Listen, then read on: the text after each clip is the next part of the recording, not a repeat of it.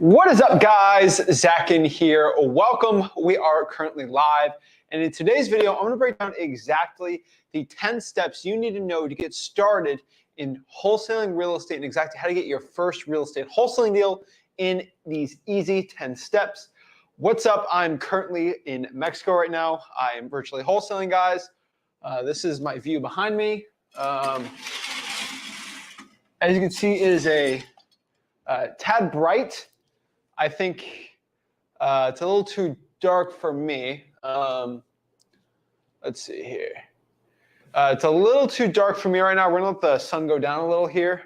So we're gonna get the background up here, but currently a little too dark.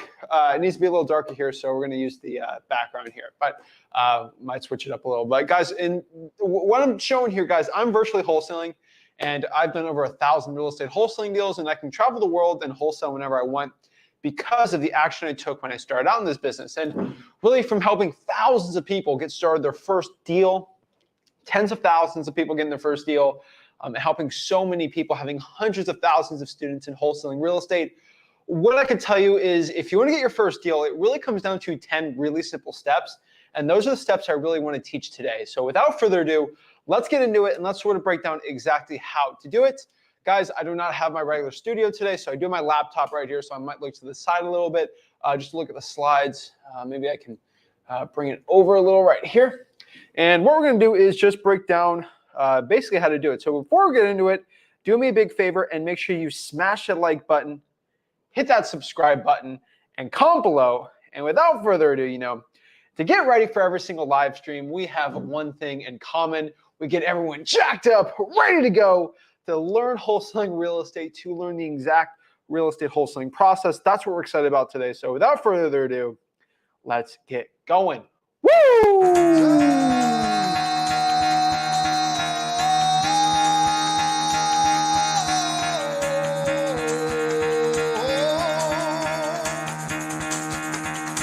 Get the fuck out of bed, bitch, go.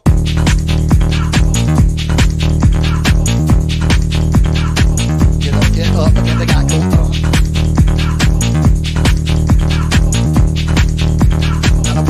Time to wake up, bitch, get up. Get up, get up.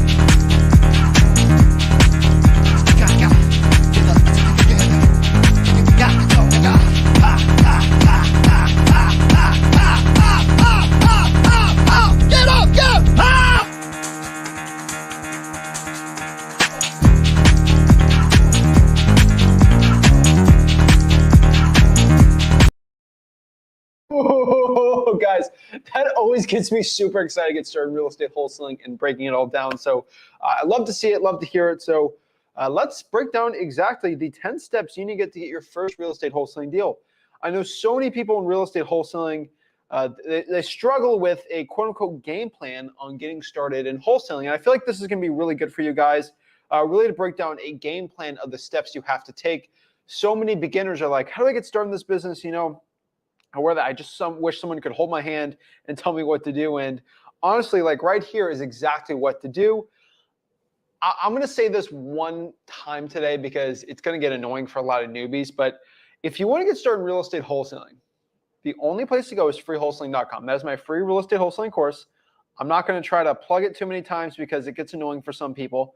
But it is a free real estate wholesaling course, and everything I teach is in that course. I do not have 10 hours to break down cash buyers today, but in that course I can pull 200 cash buyers in 2 hours and show you exactly how we do it. I break down the entire process. It's all there at freewholesaling.com. The links to join the one-on-ones, all that stuff, it is at freewholesaling.com. FYI, for everyone who asked how to get started, everything like that. Let's break this down. Let's get into it. I really just want to break everything down here in the best way possible. So let's kind of talk about this, the 10 steps to get your first deal in real estate wholesaling. I want to make sure everyone can hear me. We're all loud and clear. This Mexican internet's actually not bad. So let's break it down. So what we're going to break down today is we're going to just really share, honestly, in my opinion, the 10 steps you need to take on how to actually take it down and do your first real estate wholesaling deal. I don't care if this is in virtual wholesaling real estate. I don't care if this is in regular wholesaling real estate. what I want to do is really break down the entire wholesaling real estate process. And really, if you want to get like your first deal, this is probably going to be the best guide for you on the first 10 deals. For your first deal all the way to 10 deals, whenever you want, we're going to break it all down. So let's kind of break down step one. So what is step one, guys? Well, ladies and gentlemen, step one is very simple. Find your why. That's pretty much it. Find your why. I feel like that is the first thing a lot of wholesalers starting out in this business that they need to understand, because finding your why is going to be really important. Because if you don't have a legitimate reason why you're getting started in this business, why you're getting into real estate wholesaling, you're not going to be successful. You're going to have to find your why. You're going to have to find your reason for getting in this business. If you don't have a reason why you're getting into real estate wholesaling, you're not going to be successful. I think that's probably one of the most important fundamental truths for most wholesalers. When I talk to people that are starting out in wholesaling, and I talk to people that got their first real estate wholesaling deal, they all had a driving motivational factor. I had it, Rick had it. A lot of the successful people in the chat right here, they 100% had a driving motivating factor. If you don't have that, you're not going to be successful, right? And I feel like that's the motivating factor for a lot of people. You know, why do you do what you do? Why do the great people do what they do? I kind of talk about this sometimes, but like I sort of think of huge motivational people that have changed the course of human history throughout the entire world. And they all had a motivating factor of what they're doing. They're here to make intense change in this world, and they had a motivation for doing it. Most people don't do things just for the heck of it, right? Hey, we're going to do this, or that because we're just going to, I don't really care, right?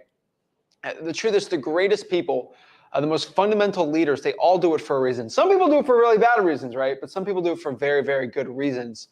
So you really got to break down how people do what they do.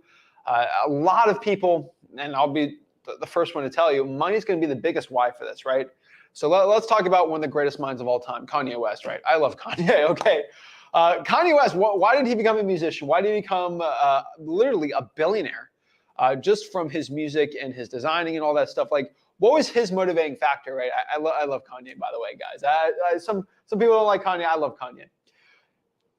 He was broke, okay? Like that's really, like, it wasn't because he's trying to make this crazy change in the, like, I mean, I'm just being like, he was broke, right?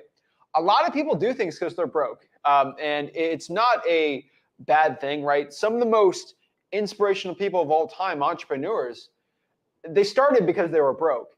And then eventually they made a bunch of money. And when you get to a certain amount of level of money, it's like, it's not about the money anymore. Like me, like I have enough passive income where I can just go MIA. I can quit all this internet stuff and I can just live on my passive rental income and all the other incomes I have and all the other businesses I have going on. I don't really have to deal with anything, right? But like, I'm at a point in my life right now where I feel like I need to give back because this real estate wholesaling industry has given so much to me. At 22 years old, it has made me so financially free. It's giving me the most important thing is time with my family, my friends, time to do whatever I want. I go marlin fishing in Mexico. I'll show you some pictures after of some fishing today. Caught a huge, I got 6 marlin today. It was amazing. But well, I don't want to break down, but like I have the freedom to do that. You know, if I worked a regular bag boy job, I would never be able to do that, you know. Time freedom, you know, one of the most important things in my life is family. And me being able to wholesale real estate, doing everything virtually, I'm able to spend time with my family. I'm not here to go flex on like, but like I can spend time with my family whenever I want, whoever I want, and when I want. And it's absolutely, it's a blessing in my life. So it's truthfully, what I can tell you is you got to find your why. A lot of people's why starting out is money. Once they make more money, it starts turning into a purpose, right?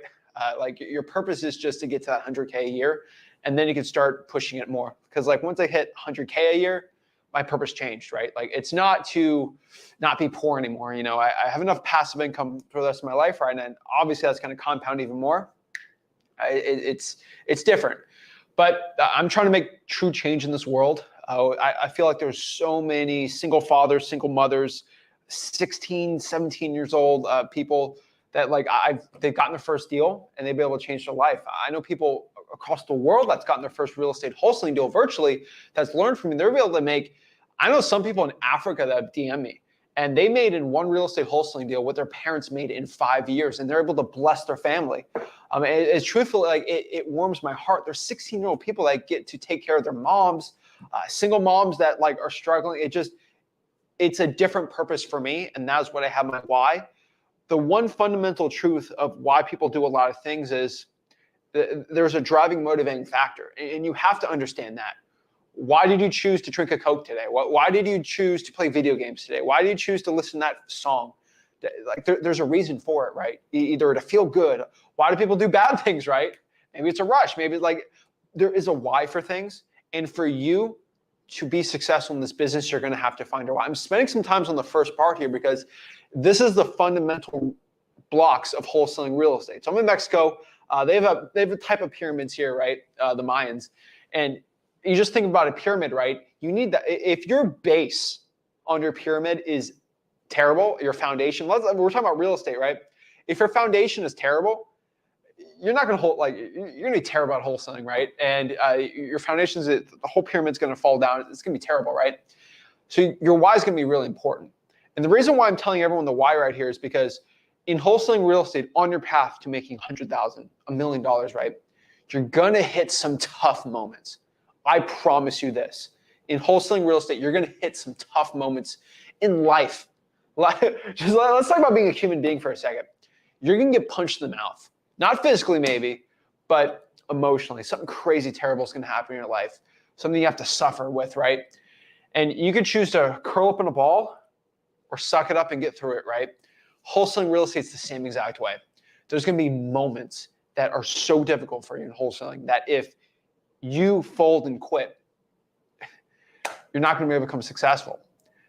But the only thing I can tell you, I've come through these tough moments, Rick, as I think so many people in this chat have, the only thing that gets you over those really tough moments is your why, and remembering why you're doing something. Taking care of your mom, giving that financial freedom, changing your life.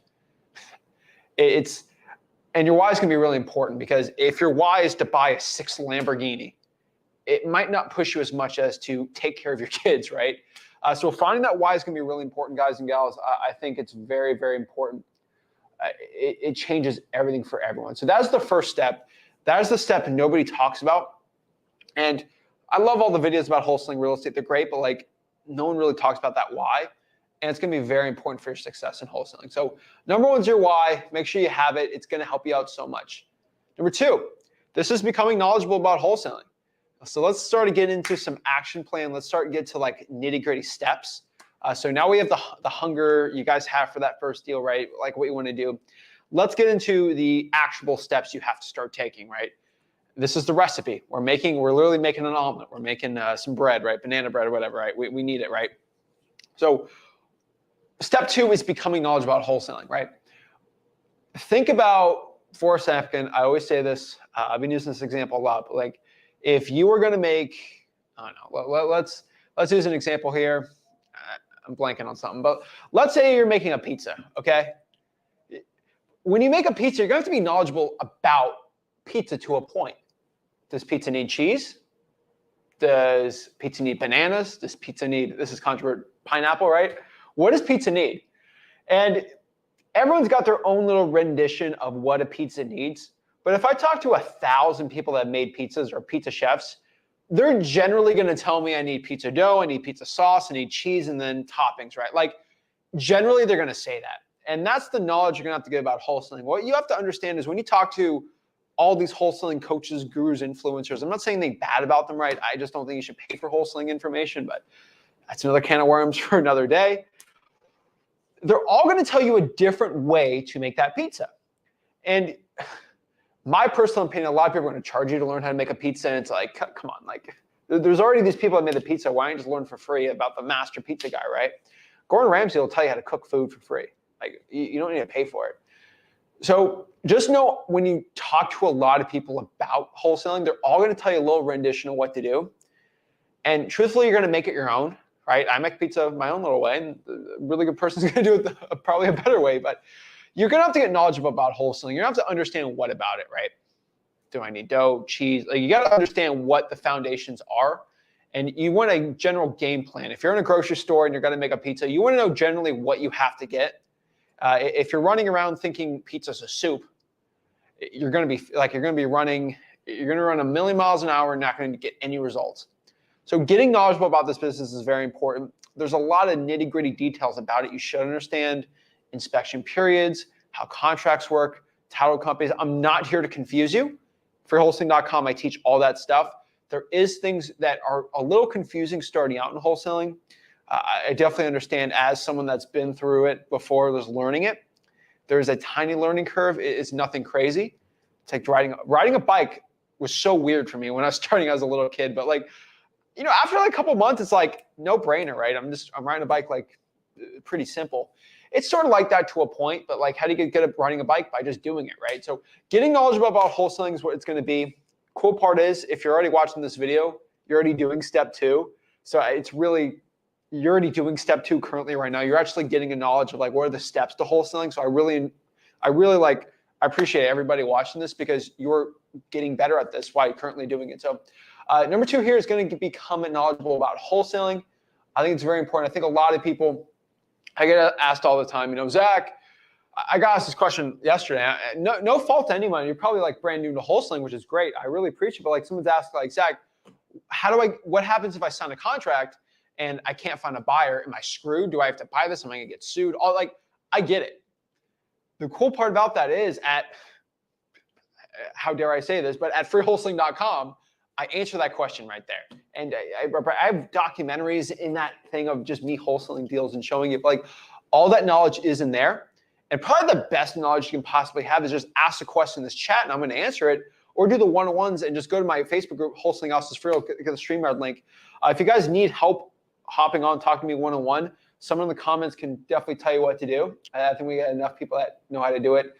So let's talk about getting knowledgeable about wholesaling real estate. So the first thing, let's sort of break down the wholesaling process. I kind of have this chart always up on here. But this is basically the wholesaling real estate process, right? Now, I'm not confusing you, but this is a quick overview of it. This is color coordinated. This is in Wholesaling Houses for Real, freewholesaling.com. But like, generally wholesaling real estate, I'm going to give a quick overview and they're going to break down the steps, right? We're going to marketing. So what we got to first start doing is finding distressed properties. Then we're going to lock the deal up. We're going to go find a buyer. We're going to walk the buyer through the house, and then we're going to sell that to the buyer for a profit on closing day. That is basically the wholesaling real estate process. So we got to get knowledgeable on what that process is. So let's get into the actual steps. So step 3 is going to be do market research.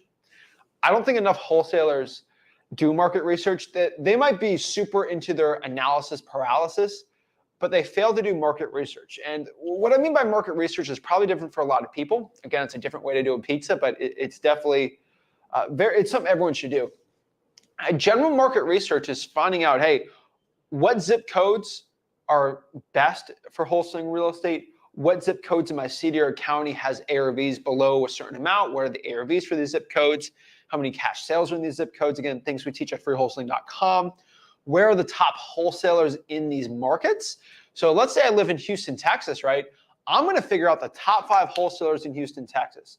I'm going to use my reverse hacks to figure out where they're actually wholesaling, which I teach at freewholesaling.com, which is a free real estate wholesaling course. Free to mention, it doesn't cost any money. But you're going to do some market research. You're going to find the top wholesalers. You're going to find the best markets. You're going to find where cash buyers are wanting to buy deals at. So if you're doing your market research and you talk to cash buyers, hey, where are you looking to buy deals? Oh, I love buying deals in this zip code. Then you know what to do. You know the spots that aren't good for wholesaling, you know the spots that are really good for wholesaling, or you can just start doing research on the market. It actually gets very, very simple doing that. So it's definitely really good. Do your market research. It's actually not very difficult to do, but we do teach that exactly. But doing your market research is going to be paramount for your success. The point of doing market research, the point I made an entire step on the slide here, is because doing market research makes you more efficient. And if you know efficiency like me, it's doing things a lot faster. So it's more or less, it's like doing multiplications. So if you have 5 rows here and then 5 rows, you just do 5 times 5, 25 versus counting 1, 2, 3, 4, 5. It just makes it a lot more simpler. It's like it's like really going to a grocery store, honestly. That's the way I look at it. Some people pick up 1 bag at a time, and that might be your marketing. If you do your market research and you know exactly what zip codes work, you can pull all the bags up one trip, We ain't taking 2 trips. 2 trips are for suckers. That's honestly what I believe. For grocery store pickups and with bags, if I do 2 trips, I failed.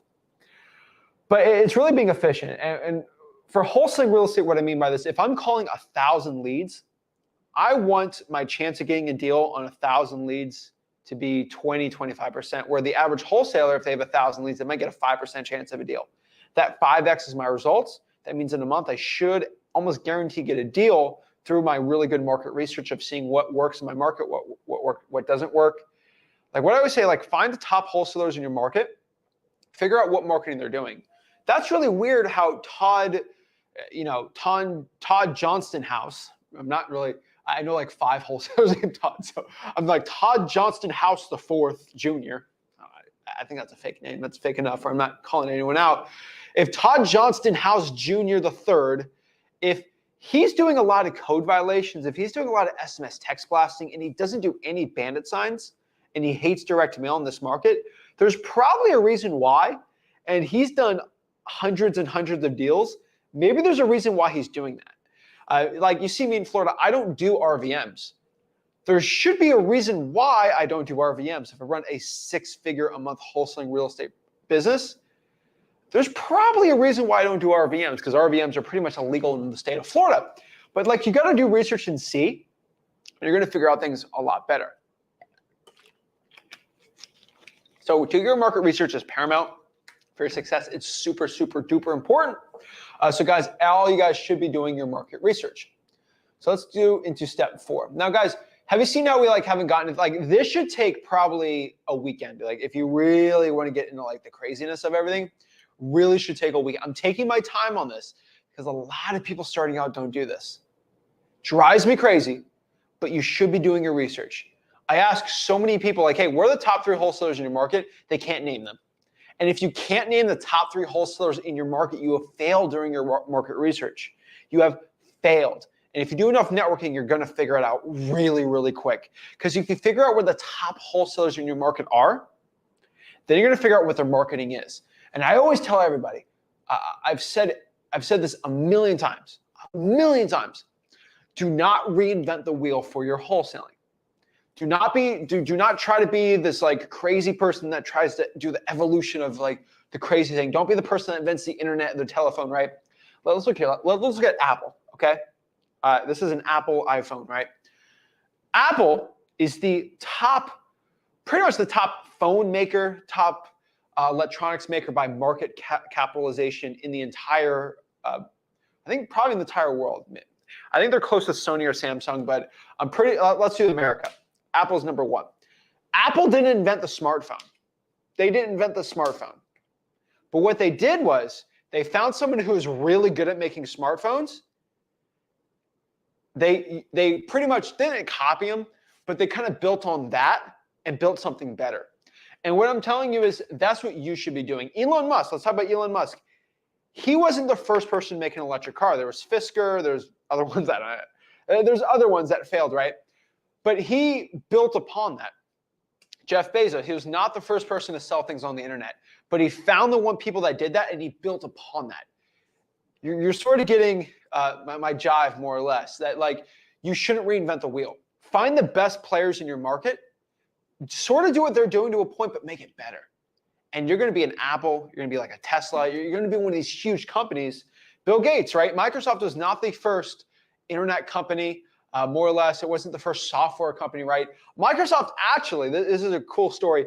Microsoft actually bought their Windows. They actually bought it from a company and basically licensed it. And that's what their first software was. Crazy. They didn't even their first one. They just bought it from somebody for 50 grand and then sold it for $1 million. They didn't really do anything to it. They did an operating system. Microsoft is literally built, one of the greatest companies of all time by profits. They literally built it by just buying somebody's software and then kind of just white labeling it with their own name and then basically using it for themselves. The greatest companies, the greatest entrepreneurs, they didn't invent things. Some more or less, but most of them didn't. They built on things that already were working, already hot and doing well. So if you have somebody in your market that's really good at cold calling, really good at it, you should probably cold call those same lists and then get better at it. and you could become a lot better. I think that's one lesson I think a lot of people should understand about the top entrepreneurs, top people they build upon. Number 4, make a game plan. I think this is something a lot of wholesalers, a lot of people actually watch me and watch my content. They actually do this, and that's why I think a lot of people are more successful watching my stuff than with other gurus and coaches and stuff, because you really got to make a game plan. Well, you really look at sports, and I know some people don't like the sports examples, but it's true. Every great sports team, I don't care what sport, they all have a game plan. They're kind of not running in their guns blazing, like not knowing what to do, right? They have a game plan. If you look at the greatest militaries of all time, they never ran, like they never went somewhere and said, you know what, we're just going to play it by ear and just do whatever. Like, we're just going to do whatever, right? No, they have a game plan, right? The United States of America was not built on no game plans, and it was, right? The greatest conquerors of all time, the greatest military minds, the greatest entrepreneurs, they all had a game plan. So why do you think you're any different, right? Most successful people have a game plan. And if you want to be successful, you're going to have to do what successful people do. And if you don't, then you're not going to be successful. So you should make a game plan. And what is a game plan, right? Like we're not conquering a new country, right? Like we're not doing something crazy, but it's just a game plan. I mean, there's a lot of people in here that work out. They're super buff, right? A lot of them, they have a game plan, but they might say, well, I don't have a game plan. Well, what did you work out? Oh, I did arms today. Well, that was a game plan. You walked in there knowing what you were doing, right? Most people have a game plan that are successful or like really good at something. They had a game plan on getting there. And it's like a subconscious thing a lot of successful people have that you sort of have to say it, right? I notice it from a lot of people, and then you do it. Right? I sort of had a game plan starting out. So there's 2 game plans to create. There is a time budget, and then there is a money budget. Let's break down really quick what these 2 things are. Now, a time budget is basically a budget. Most people have money budgets. You know, I'm going to spend $500 on bandit signs or text blasting or cold calling or skip tracing or like whatever it is, right? They have a money budget, but they never create time budgets. And the 2 most valuable resources in business, especially real estate wholesaling, I don't care what business it is, it's time and money. Oh, time is money, right? Like you always hear that. But you can allocate money to something, but if you don't have the time to it, it might not work well. And if you have a ton of time and not no money, you can actually make it work. Time is the most valuable one. And it's crazy that entrepreneurs don't talk about this. Wholesaling, people in wholesaling don't talk about it, but a time budget. So I'm going to spend $500 on my marketing, and I'm going to dedicate 3 hours a day, 5 days a week to X amount of marketing, right? You need enough time budget and a money budget. It's super important, guys. Very, very important. Step 5, get a lead list. So now we're getting into the actual wholesaling part, right? We need to get a lead list. This is really, really important. Getting a lead list is going to be very important to your success. I had another thing on there, but all right. We're going to get a lead list. So what is a lead list? More or less, a lead list is just a list of motivated sellers that we're going to pull. This could be government lists. These could be hunting lists. This can be driving for dollars lists, reverse driving for dollars lists. There are so many type of things that you could possibly get a deal. I recommend for a lot of people starting out, do government lists and then reverse driving for dollars or drawing for dollars. These are just basically getting a list of people that potentially could want to sell their property for a deep discount. What could this be? Pretty much this could be a code violation where there is either probably tall grass on the property, and maybe if they're not taking care of the grass, they might just want to get rid of the property for cash. That actually might be a really good real estate wholesaling deal. Maybe drive around town, look for ugly looking houses, and when you find an ugly house, you can make a really good real estate wholesaling deal. I would probably do government list. I would stick to code violations. I'll stick to probates. I'll probably stick to water shutoffs, and then do some reverse drawing for dollars. That's pretty much where I'd be right now if I was getting started in wholesaling real estate again, trying to get my first deal. So I would create a lead list. Next is once you get that list, we're going to start marketing with your marketing channel to that list. So we're going to use that code violation example, right? We have a bunch of tall grass in Houston, Texas, right? And what I'm going to do is start marketing to the list. And the best analogy to this is going to be a bow and arrow. We have the bow, we'll move the arrow, right? Our bow is going to be the list, and then our arrow is going to be the marketing channel, right? And I don't think a lot of people are in archery, but you probably watch Hunger Games if you're young enough or something like that, and you know enough, right? Where if your bow's terrible and it breaks, I don't care about your arrow, it's just not going to be successful, right? And if you have the best bow in the world, but your arrow's terrible, if you put like a little I don't know where they come, a little Nerf. You put a little Nerf bow on it, like Nerf arrow. Like it's not going to do well at all, right? And so it's a yin and a yang. You're going to have to get a very good list, but you're also going to have to get a very good marketing channel. You're going to need both. If you have one that's not good and one that is good, it's not going to do well. So a code violation list is really good, but you have to find the right marketing channel for it, right? So what are good marketing channels for a code violation, right? I would say text blasting is really good. I love cold calling. It's probably going to be my favorite one. You can reverse drive for dollars, basically putting a yellow sticky note, say, hey, this is Zach, I got a quick question about the property. Please give me a call back, and you put it on there. There's so many ways to do this, but I think starting out, I really think cold calling is going to be probably the most effective one for most wholesalers. That's what I'd say. So you got to start using your marketing channel. Remember, we have our time budget and money budget to really break this all down. So the next one here, step 7, is once we start marketing, right, we're going to get leads. And what we're going to do is collect these leads in our CRM. Our CRM is basically a customer relationship manager. This is where we put our qualified leads. And I know this seems really confusing starting out for a lot of you guys out here, and I totally get it. This is part of the process, right? So a CRM is basically, if I can put in a sentence, is where we put our leads, right? So if I find someone in code violation who has tall grass and I call them and say, hey, are you the owner? Are you interested in selling the property? And they say, yes, I am. Tell me a little more about it, right? And we just have a general conversation. Scripts are at freewholesaling.com. Right there. And they might say, I'm looking to sell it. Oh, well, can you tell me a little about the property? Oh, yeah, blah, blah, blah. It's a 3-2, it's a 1, it's a 3-1, right? And they just talk about it's 1,000 square feet. We just have a general conversation with it. So, well, is it okay if I meet you at the house in a couple days, so Friday? Oh, yeah, that works for me. Well, does 2 o'clock work for you? Perfect. And they're a very qualified lead, right? Or they got to call them back and set the appointment. I only put qualified leads in the CRM. And what is a qualified lead? Really, when I look at a qualified lead is if they have a motivation for selling the property. That's pretty much what, if they say yes, they want to sell.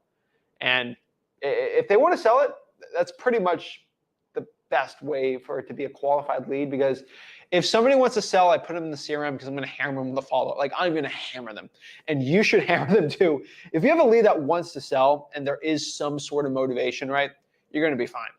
A lot of these for sale by owners, I would not put them on the follow-up, but if there is a motivation, there's a pain point on it. Like I had a cold call yesterday, right? Like a lot of people were watching that.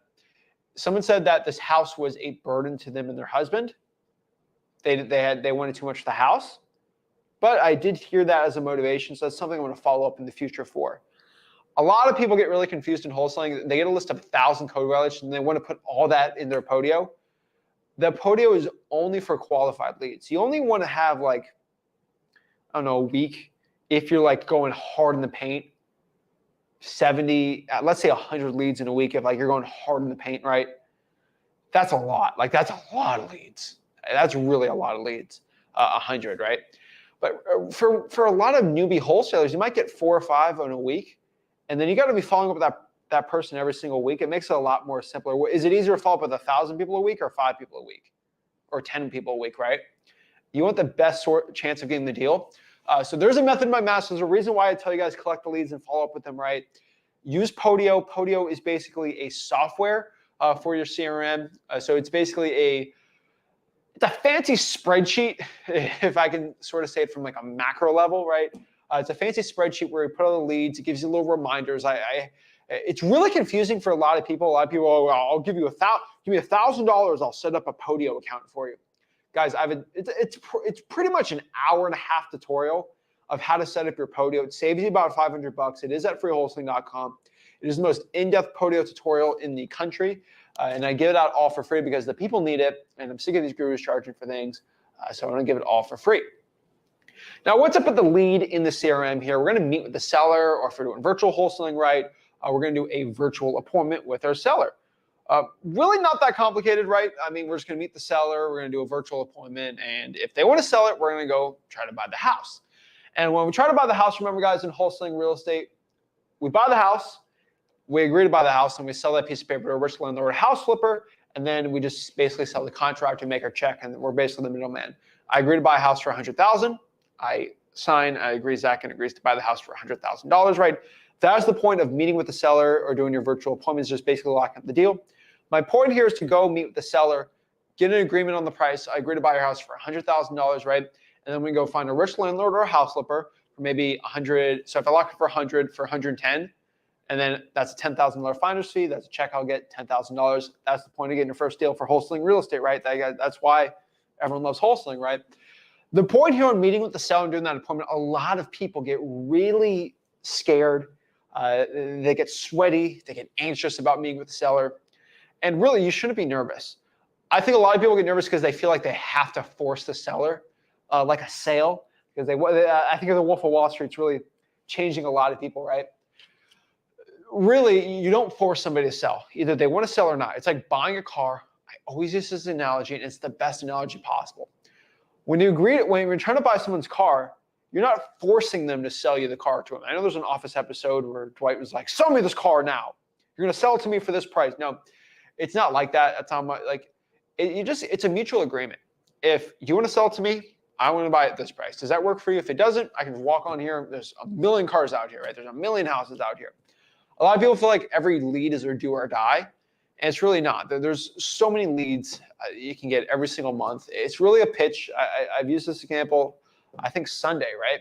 Where it's like baseball, except there's no strikes. You just keep getting pitched. Every ball is a ball. Even if it goes line drive in the middle, right, it's still a ball. You can swing and miss. You don't get struck out. But the problem is most wholesalers, they have that bat and they just don't want to swing. They know if they swing and miss, it's not going to be a strike. Nobody ever knows about the strikes. They only know about the home runs, guys. Babe Ruth was one of the most striked out batters of all time. But you guys don't know about that. You only know that he's one of the most greatest home run hitters of all time, too. And you only know about his wins and his losses, right? So I think it's very, very important for this. So you got to meet the seller, do the virtual appointment. We're going to lock up the deal. That is the point here. That is what we're trying to do. That is the golden goose for the thing. So what we're going to do is, once they agree on a price, we're going to lock up the deal, basically sign a contract, a purchase and sale agreement to buy the property. And then once they sign that piece of paper, we're going to send that to a title company. Now at freewholesaling.com, we break down title companies. Now, if we're a beginner, we don't really want to get like too confusing with this. The title company is basically a third party who's pretty much going to give insurance to the house to make sure that it is the rightful owner. It's very standard in real estate.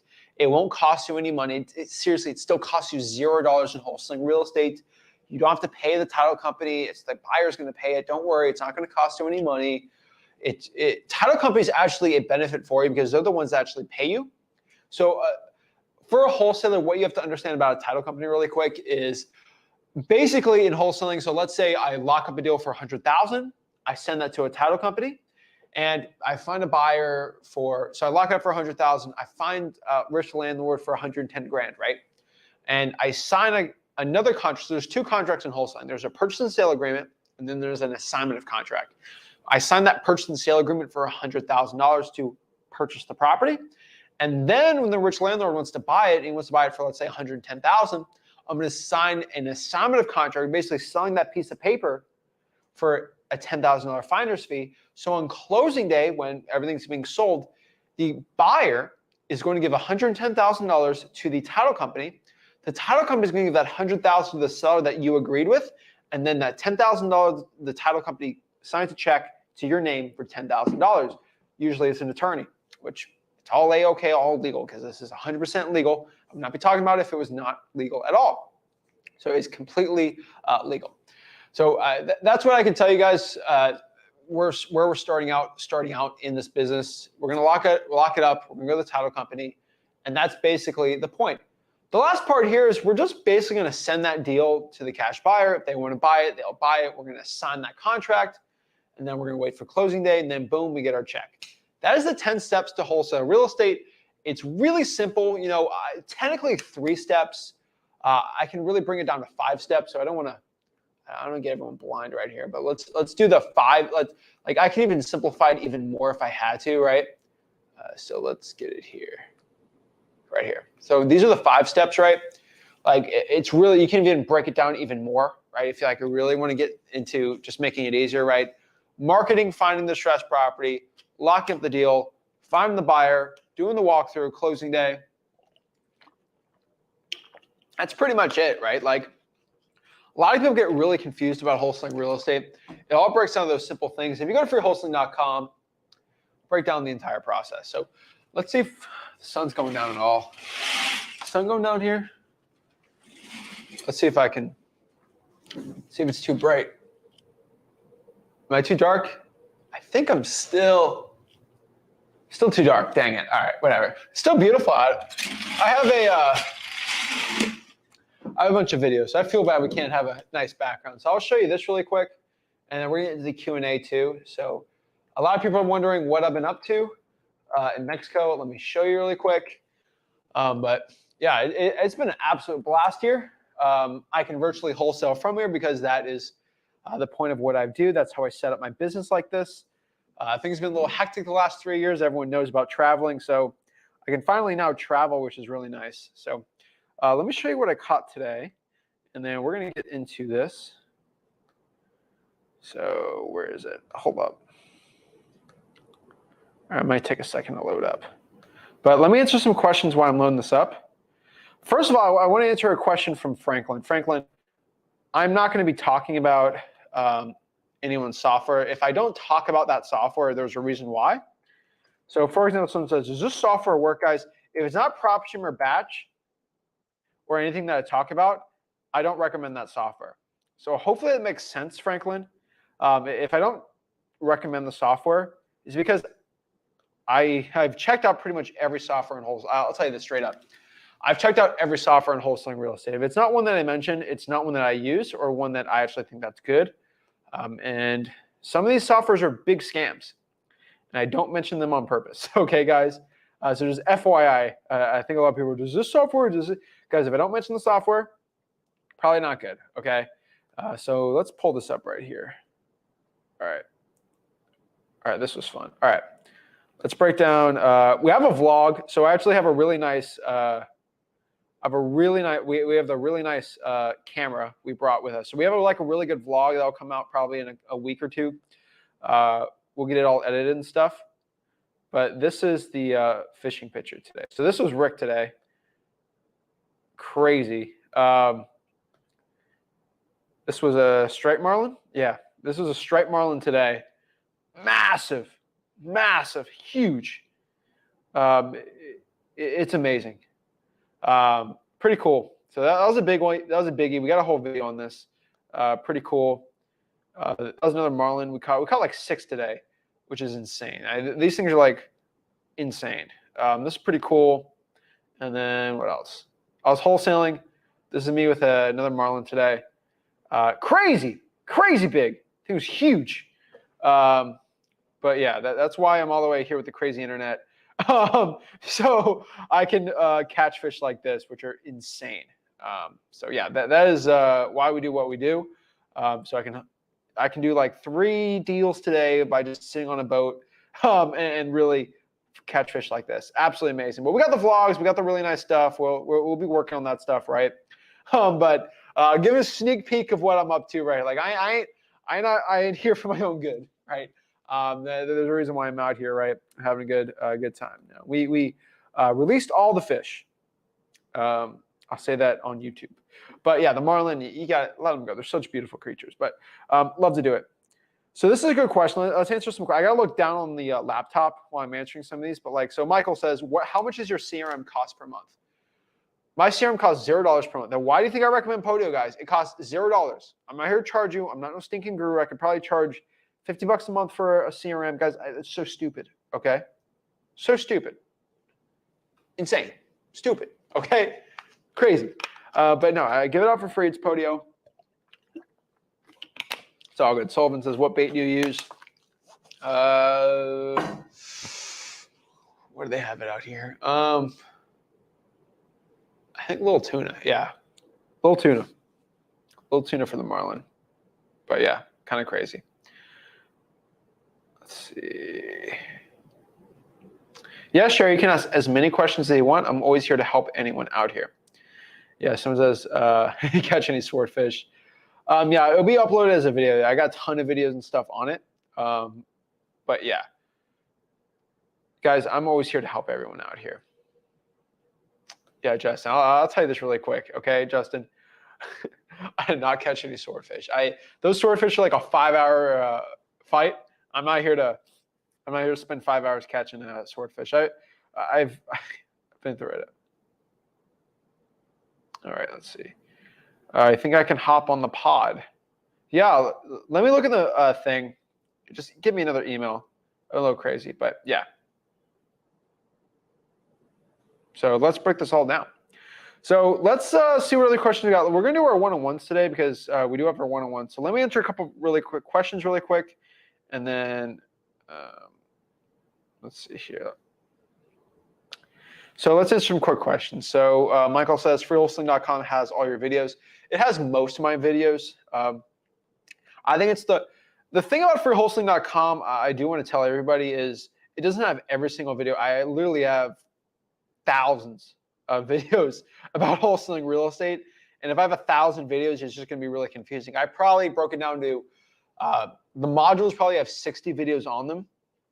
So you can just watch from start to finish and really understand what to do to get your first 100K in wholesaling. And then I have 30 videos on the last one, the 30-day wholesaling challenge. Everyone at freewholesaling.com on the bottom here can join, where they're already pre-recorded for you because we did a live one. That's kind of the recording of it, where for every day for 30 days as a beginner, you learn an aspect of wholesaling, and it's all in basically in order, chronological order of wholesaling real estate. So day 1, it's going to tell you this is what we're going to do. Day 4, you're going to start doing this, and then 6, 7, all the way to 30, right? It breaks it down. So boom. Let's see here.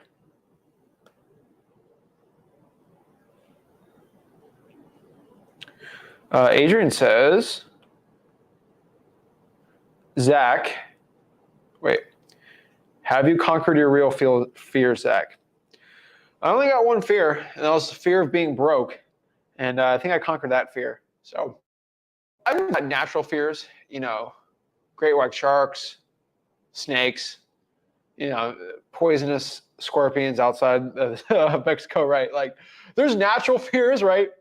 But I mean, the fear of being broke is probably the scariest one, of not taking care of my family. And I feel like I've conquered that one pretty easily. But it was definitely very hard to do. But like not crazy fears, right? I think pretty natural ones, right? Fear of crazy stuff. But yeah. So let's kind of talk about one-on-ones, guys. If you don't join me and talk to me one-on-one, just go to Wholesaling Houses for Real. That's my free real estate wholesaling group where I teach everyone about how to get into wholesaling real estate. If you go to the featured, it should pop up right there on the StreamYard link. Anyone in the comments can actually help you out and show you exactly how to do it very well. So without further ado, let's start talking to some people one-on-one, and let's see how I can help everyone out.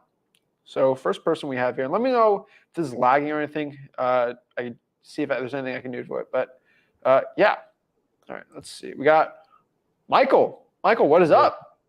What's up, man? How you doing? I'm blessed, dude. How are you? I'm good. I'm trying, man. So I started wholesaling or like learning it on July 5th. And so I've been watching your YouTube channel. So thank you to you and Rick. So I started and like I'm just like struggling to find people and just like I don't know, like I need to get a wholesale deal done in like the next month, and like I really want to, and I'm like getting ready to go like all in, like get rich or die trying, So like I don't know, man. It's just like I'm just here to like ask you like how should I approach this? Like I like 30 days, I need to figure this out, like all in. Let's talk, bro. What market are you in? So I'm in the Baltimore County. Okay. Yeah. I know a lot of good wholesalers in Baltimore, so that shouldn't be hard. I've wholesaled in Baltimore. Good. Virtually, dude. So you have a big advantage over me because you live there, right? Yeah. How far are you from like Baltimore, like the From city? the city? Yeah. 40 minutes. Okay. Are you still in Baltimore County? Like what general vicinity city are you in? Reisterstown, Owings Mills area. I don't know if you know where that is. How do you spell that? Reisterstown.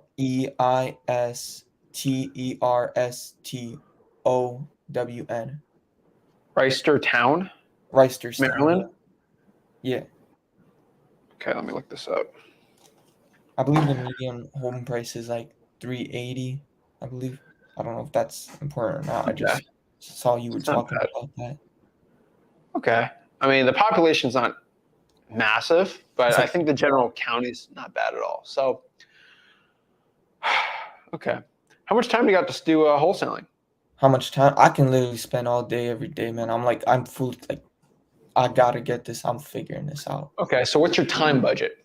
How much like time a day? I can do like 8, 9, 10 hours. I can do it. Okay. What's your money budget? So I have maybe a little under 500. Okay. Do you have a car? Yeah. All right. I would say the best use of $500 in wholesaling real estate right now is I would probably pull your code violations, your water shutoffs, and then I would drive for dollars, and then I would reverse drive for dollars, all those lists, and use $500 for gas and sticky notes. It's probably gonna be your best case. And then I would cold call all the code violations. They didn't call you back. I got PropStream now, and I was using that to try and pull leads. And so when I would like look up houses, I don't remember if it Michael, was, did I tell you to use PropStream? no, you didn't, but I already bought it, and Did I tell you to use PropStream? not right now, no. Here's the problem, bro. You can pull 10,000 high equity leads right now. Are you gonna spend $1,000 on PropStream to skip trace it? Do you have $1,000? You got $500 No, bucks. I was skip tracing on True People Search. You can use PropStream for pre-foreclosures if you want to reverse drive for dollars. Use the drawing for dollars app that is included on PropStream, but that's not what I said, man. Right? Like the problem with PropStream is with that little of a budget, I don't think PropStream's really going to be what you need to be doing. Mhm. Right? Is it not as good to pull leads off of PropStream than compared to It is, but when you have $500, it's you can pull 10,000 high equity, like really high quality leads, but you can't skip trace them. 10,000 on triplesearch.com is going to take you forever, bro. Yeah, because I was doing like tax delinquency, like vacants and all that. And I was going to True People Search, and like every time I would skip trace it, it would say like below like previous address, and that like it was like sold or whatever. Like a So couple. reverse drive for dollars. Yeah, so You don't have to skip trace. yeah, so I went with my friend, and so we didn't go for long. I believe he had work, or I don't remember something, but I dropped like 15 off, and I believe I got 6 contacts back. 2 people were looking to sell. One of them, something went wrong, and then the other person like was like either asking for like too much money or like something also went wrong. So like 6 people contacted me back out of 15. So I have like sticky notes all written out. 15?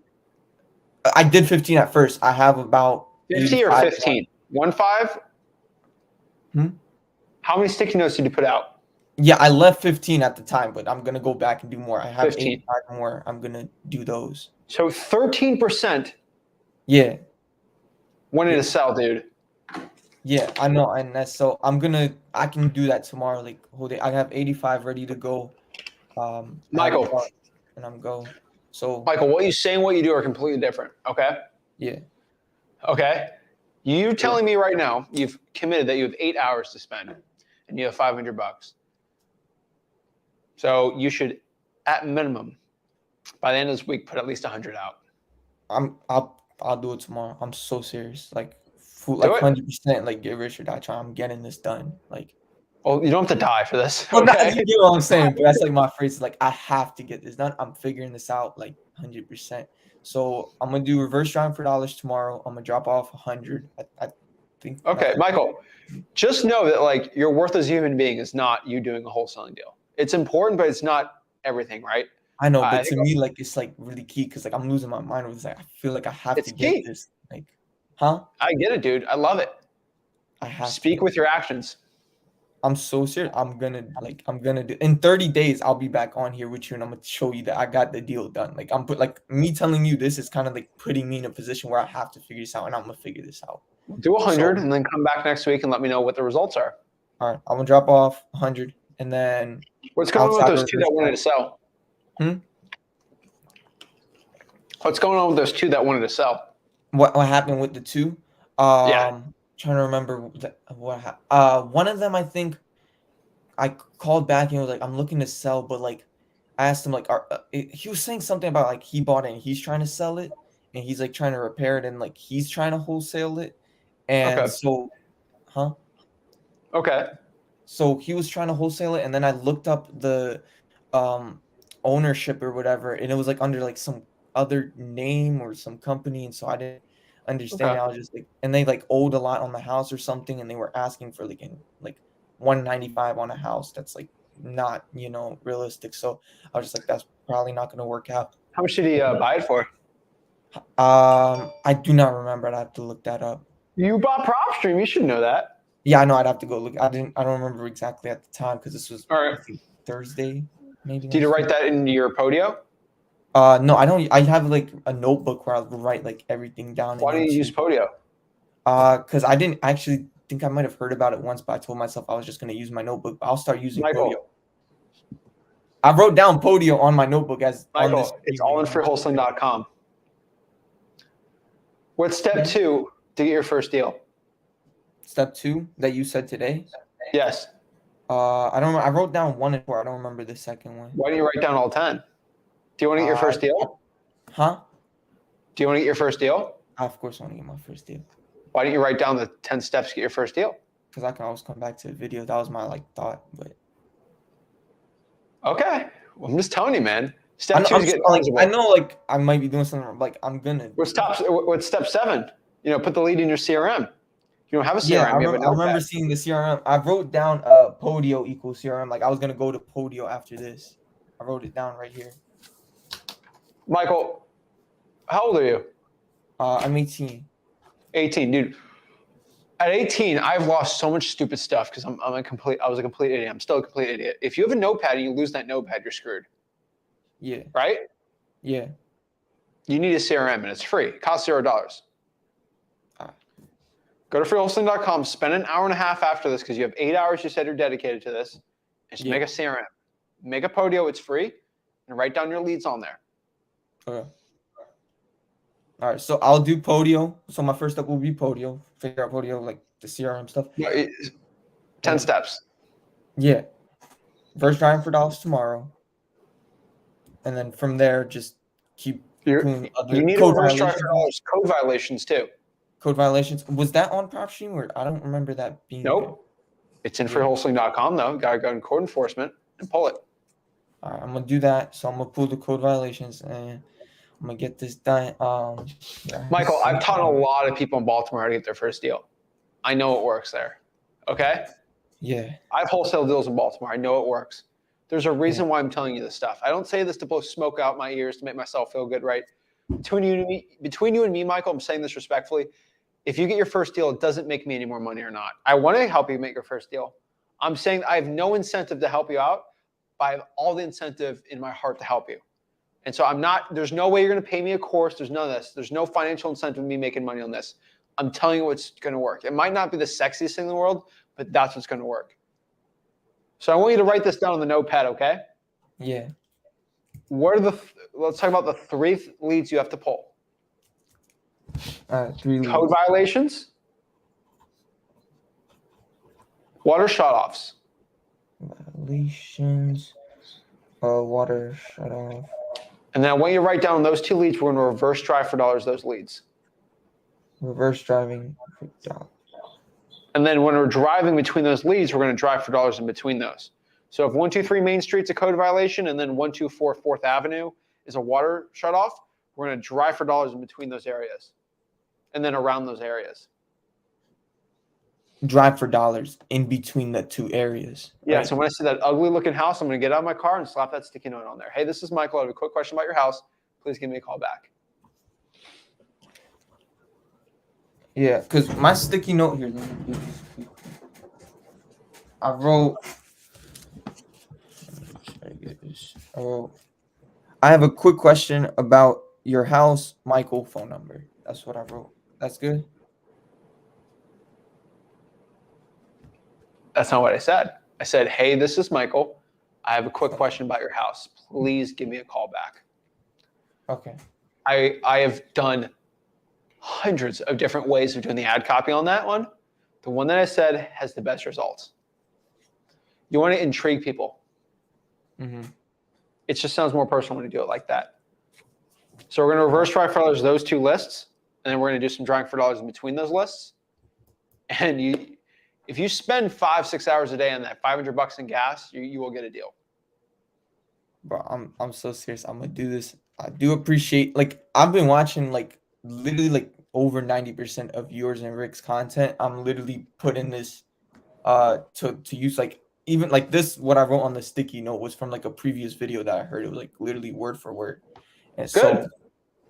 so I do appreciate the content. I do. That's why I'm here. Like, I'm You here are to the content now. You're on the content now. I love it. Yeah, man. It's You're just actually like, participating. yeah, I know I'm making like a lot of like silly mistakes probably here and there. You're like, not making silly mistakes. I But there's know. one thing about watching a video and one thing about participating in the video. Okay? Mhm. And what I can tell you is cut all the other videos out that I'm doing and like listen to what I'm saying, right? Yeah. I'm telling you to pull code violations, pull the water shut off list, reverse drive for dollars that, drive for dollars in between, and reverse drive for dollars all those lists, and keep repeating till you get deals. And get a CRM on that I teach on freewholesaling.com. It's obviously for free. I'll do If that. I make a video about pre-foreclosures tomorrow, don't be like, oh, I got to do that. No, that's what I told you. Okay? Yeah, I will do this. And I'm not 100% sure how to pull the code violations and water shut offs. I can look that up, but like, do you know exactly like how to do it? Is there like a place I go or online? I would go in person to the code enforcement department. Code enforce.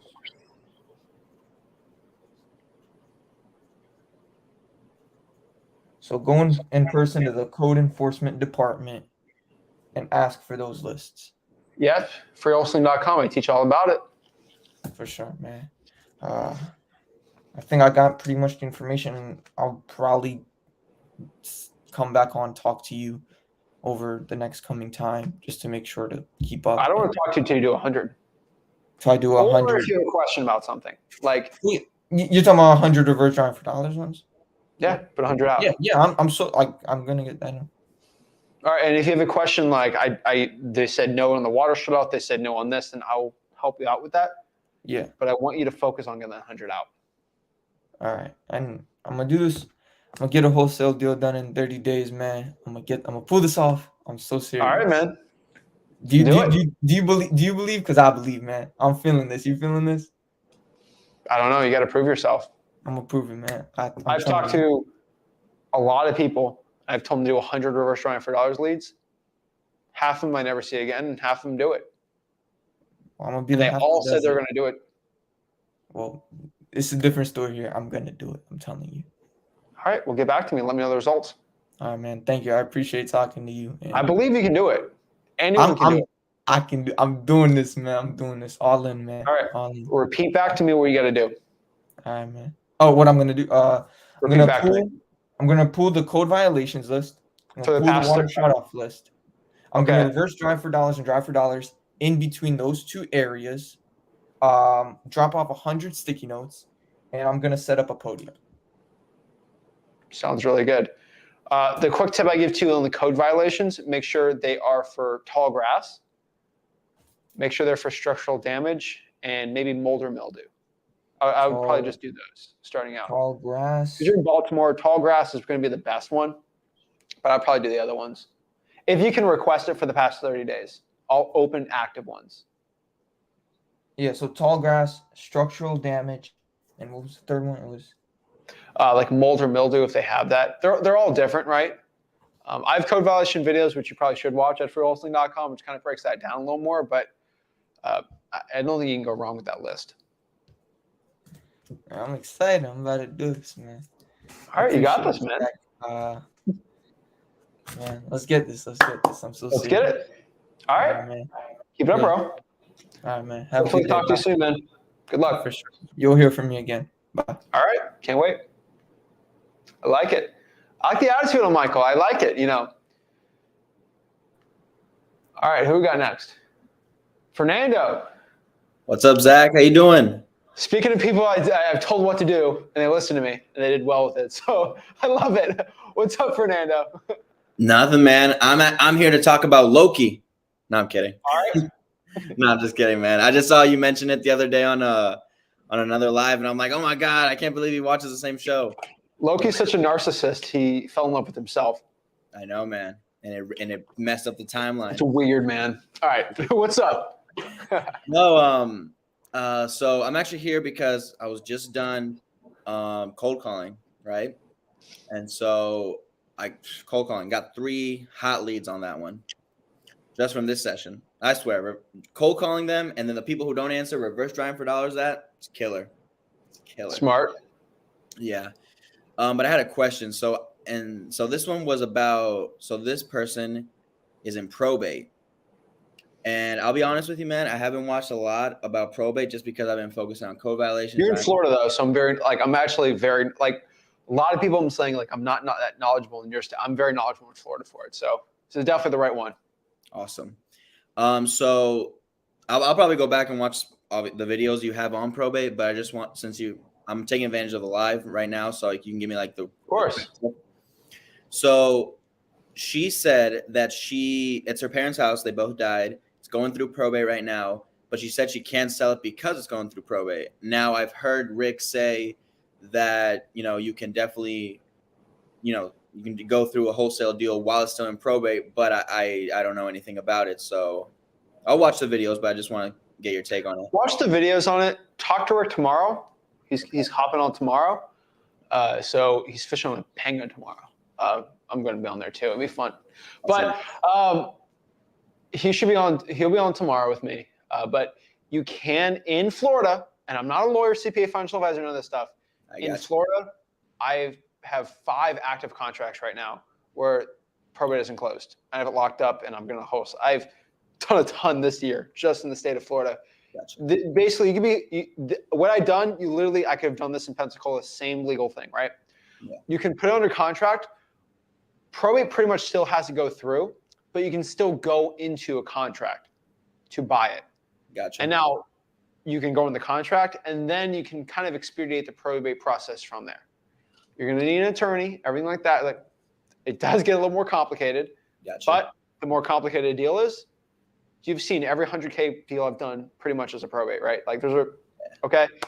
So the more complicated your deal, the more you're probably gonna get paid on it, right? So it's very, very valuable. And the coolest part about a probate, man, which nobody talks about, which it's kind of a little different now, but like I used to make a ton of money doing this, where I lock it up in January, and the probate takes like 4 or 5 months, and then I sell it in like June, and the property appreciated in value, right? I got you. It's a lot more money. Like, it's great. You probably have to get a hold of a probate attorney, but I would probably lock up the deal. And if they have a question, right, I would see if your title company is knowledgeable about this, and then I would have the seller talk to the title company about this too, or if there is a lawyer at your title company. Yeah, there should be one. I have one. Yeah, I got one of the title companies that I have. The guy's a lawyer. He's dealt with probate before. Is he an owner of the title company? Yeah. So this is great because you don't have to pay the guy. He gets paid with dealing with you, right? I would probably go in person or talk to the lawyer guy, the owner. Talk to him as an owner, not a lawyer, right? As a business person. Hey, I have a seller. She has a bunch of questions. I want to bring this deal with you. And then possibly you can be the attorney for this, right? She might have some questions. What I love doing is I get this all the time. Like, you know what? You're 18 years old, Zach. This is like when I was 18. I don't know if I trust you with this. You're not a lawyer. Hey, guess what? They trust me with buying the house, but not the lawyer stuff. Why don't we meet at my attorney's place, title company, right? Yeah. And he will have he'll talk to you for free. He's my lawyer. Technically, he's your lawyer, right? Mm-hmm. And you can ask him any questions. He doesn't care if I buy this thing for $1 or $5 or $5 million. He's an attorney, right? He doesn't care. Okay. So, and he will answer all your questions for you. And he's a lawyer, right? And what that attorney is basically going to say is, yeah, Fernando can go buy the house. I'll probably help you, blah, blah, blah, legal schmeagle thing, right? That's going to go over your head, my head, everyone's head, right? But the gist of it is you can lock it up. He can help expedite the process. And if the heirs are good with it, whatever price you agree on, they're going to get for the house. And if there's no crazy heirs or something, you're going to be fine. But since you're a young gun like me, you want to shift the authority or the credibility to the lawyer, because it sounds like, oh my God, Fernando's got a probate attorney. Oh God, right, legit, right? And you go meet them at the title company, and they lock up the deal and use him as a title company. He's okay with it because he's getting paid. For sure. The attorney. You don't have to pay the attorney, so it's great. Yeah, that's that's really gonna work because so when I was talking to her, she was like, if it were up to me, if it was mine, this thing would already be sold. And I'm Yeah. like, dang, I really wish I knew how to deal with probates. I'll go back and watch the videos. And guess But what? Yeah, You can sign the deal at the title company too. yeah, for sure. So I can lock it up now. So, what would you think? So should I call her and be like, hey, it turns out I did a little bit of research and it turns out you can sell it to me even if it's during the probate process. Not research. Not research. That No. doesn't give you an authority. I talked to my lawyer. Okay, I got you. You're right. Right? Authority. And we can do it. If you have any questions, we can go meet at his office and we can answer all of his questions. Then we can get something done right there. Okay. That sound like something you can do? Nice. Right? Okay. And guess what he's going to say? Oh, this contract's fine. Right? He's also going to say that because you've wholesaled with them before probably, right? So boom. And this goes, if you have a seller that's kind of like wishy-washy, oh, I don't know about this. This seems kind of sketchy. Well, why don't we go with my lawyer and we talk about it? Okay. I love being at the title company. Yeah.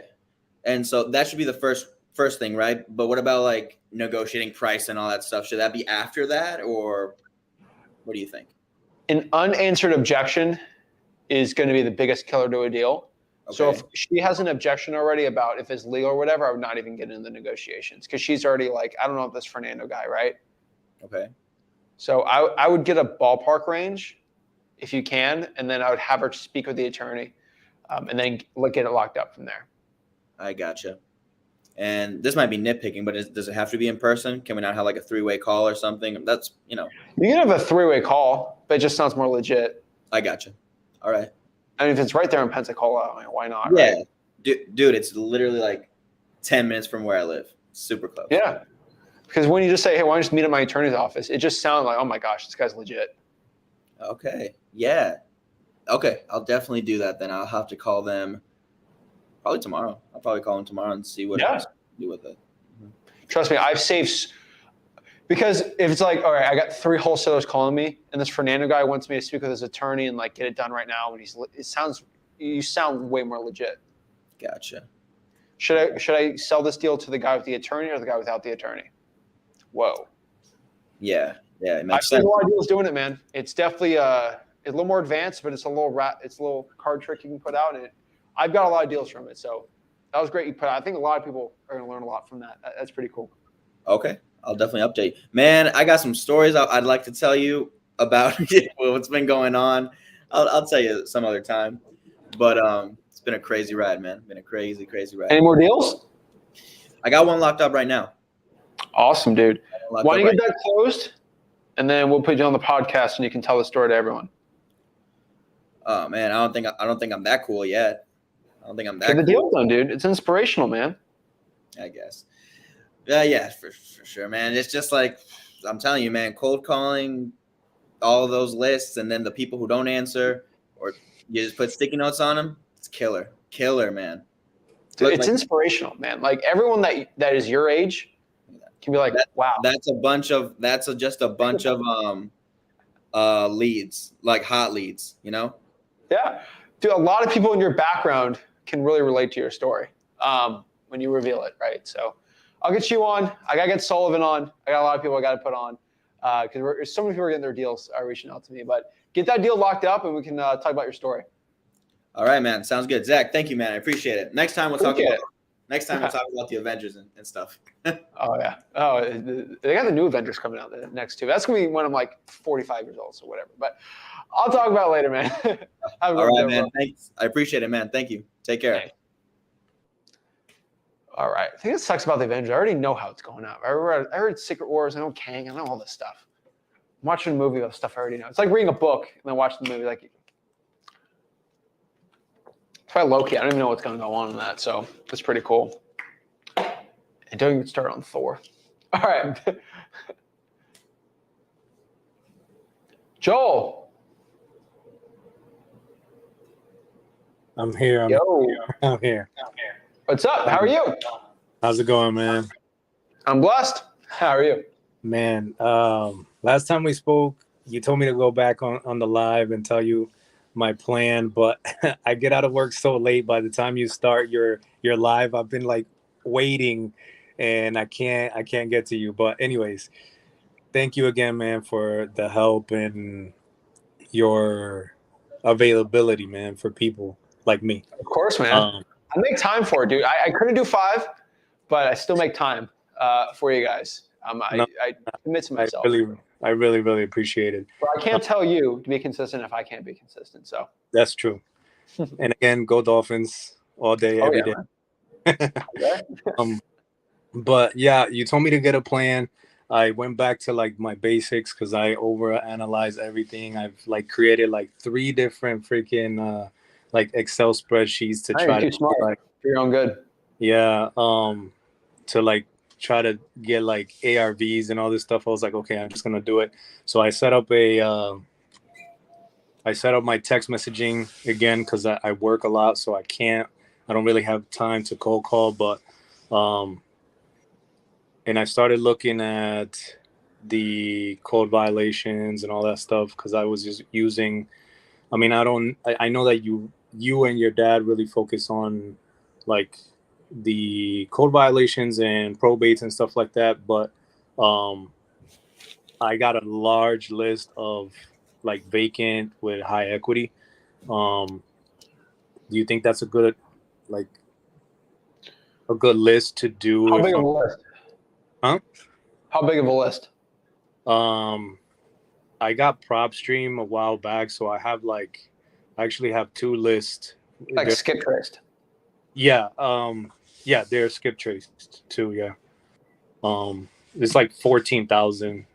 I used to drive trucks, so like I've seen a lot of the country, so I've kind of like researched the small cities or like the cities that I think that I have like a good opportunity to wholesale. But I do wholesale. I want to wholesale here in Florida. This is where I'm at. I'm in Tampa, so but I don't know if that's a good list to just text blast.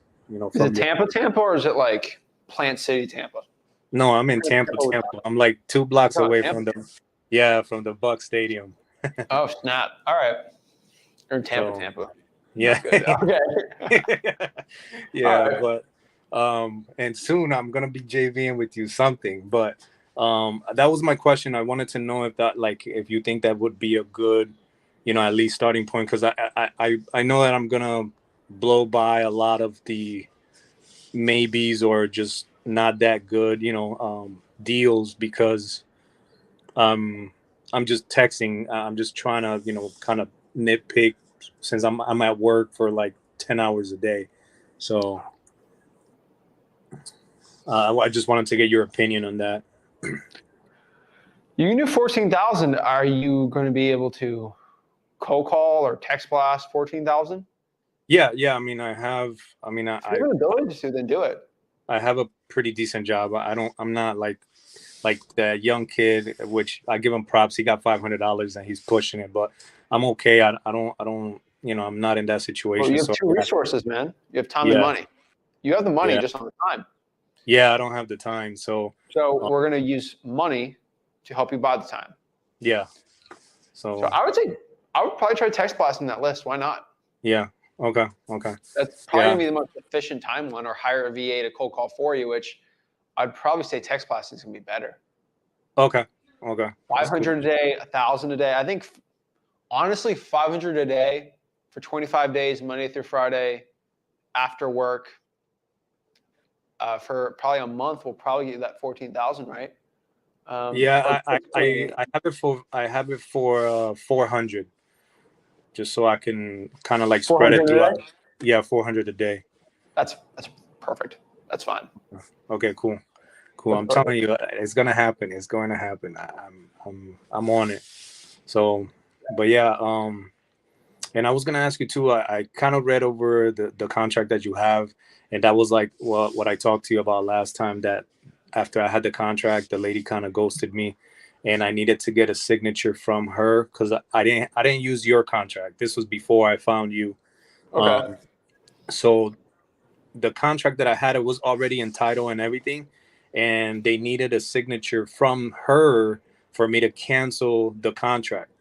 and I read your contract, and I'm still not like, I'm like 90% understanding the verbiage, but does your contract also require something like that, or is just like as long as is I send her or him like a written notification of some sort saying, hey, I'm canceling the contract? Do I need a signature from With the them? inspection period. I have it for 15 days. So within 15 days, if you leave an email, voicemail, text, I would do that and a call. And then written communication. As long as written communications can be fine. Okay, because that was the problem that I had. That's what scared me from doing, from trying to wholesale, because the contract that I use, it didn't specify that, I guess, and Yeah, they that's why have. I specify it. Yeah. Okay. What So we have to understand is, I read it over, and I wasn't 100% sure. I didn't really understand it all totally, So I wanted to, kind of confirm that with you. let me make my lawyer mad and tell you the truth, not the legal truth, the real truth. You could, in 30 days, just ghost the seller. Nothing's really going to probably happen, right? But this is why I talk about worst case scenario. You get sued for not executing the contract. Like, that'd be stupid, right? Like, that'd be ridiculous, right? Yeah. But like, it happens 1 out of a million, right? What is the lawyer going to, what is the attorney going to, the judge? Joel, you owe whatever this amount, right? You have to spend 100K, right? You're going to put a big judgment. Well, I did a inspection period and I got without the 15 days. Oh, really? Well, Mr. Seller says you didn't. Well, here's an email, okay? 14 days after stating. Yeah. Oh, it's written. Because now, but what happens? Oh, I called her. Oh, Joel didn't call me. Well, I called you. Well, you called me, but you didn't say that. It's a he said, she said. A text, email, voicemail, and something to a title company shows it. So, like, what would happen? You might get threatened to sue or whatever, and then if their attorney show the attorney that you have written communication, like, oh, there's no case here. Okay, no, like that's worst case scenario. I'm trying to help like everyone. As long as you do a written communication with my contract, you're fine. Okay, cool. All right, man. I think it's just the right thing to do. Yeah, that's perfect. Yeah, no, that's what I wanted to like truly understand. That's like my biggest fear now. It shouldn't be a fear. Yeah. Every real estate contract has to inspect you. I've told everyone. I've been selling these flips. These are first-time home buyers. Oh my God, I saw a crack on the stucco outside. I went out of the contract on the last day. Like a teacher, right? Like, yeah, is the buyer. People get out of contracts all day, every day. Realtors do actually more than wholesalers. It's standard. Okay. I thought it was something that rarely happened, to be honest. No, I thought that too until I started selling houses. All the time, dude. All the time. Okay. All right. So I just need to be prepared. I mean, honestly, you help with my confidence with that stuff. Like you said, get a plan. And I was like, you know what? That's what I'm going to do. And that's what's going to happen. And I did it. You know what I'm saying? It's already, I started yesterday with the text messaging. I'm a lot like you, man. I like overanalyzing. I always want to know the worst case scenarios of everything, right? I'm over here looking at stats and percentages. And I'm like, I need to stop doing that. I'm just like you, but the problem is when I figured out that just taking action and not overthinking actually gives me better results. Yeah. I was smart enough to know that that's what I should do. Yeah. And knowing my worst case scenario is I get out of the contract.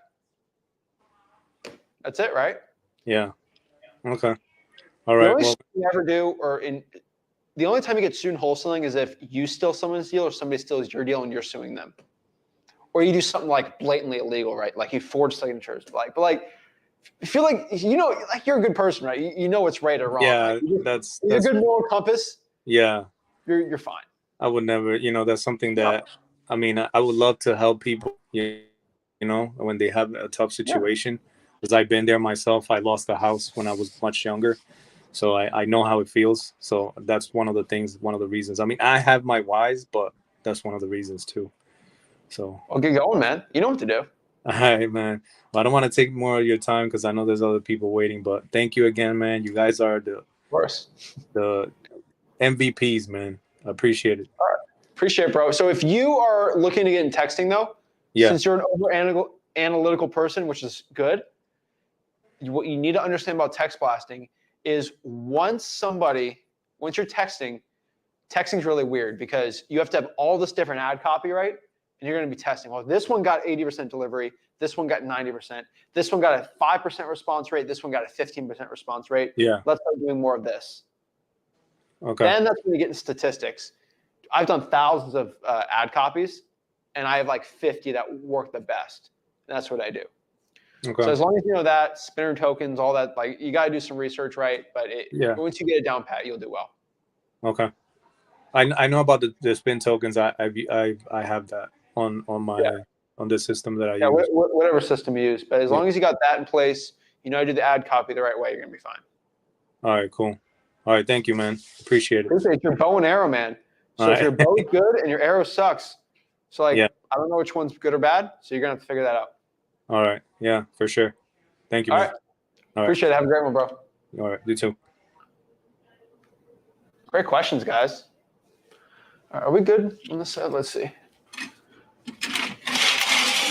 The sun's going down. All right, is this better? Am I bright enough? I don't think so, right? Let's see here. Let's answer some questions while we're doing this. Where are we? My screen's weird.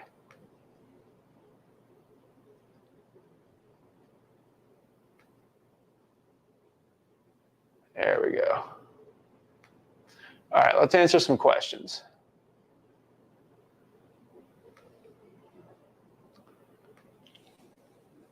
Hey, what's up, man? What's up? How are you? Pretty good. How about you?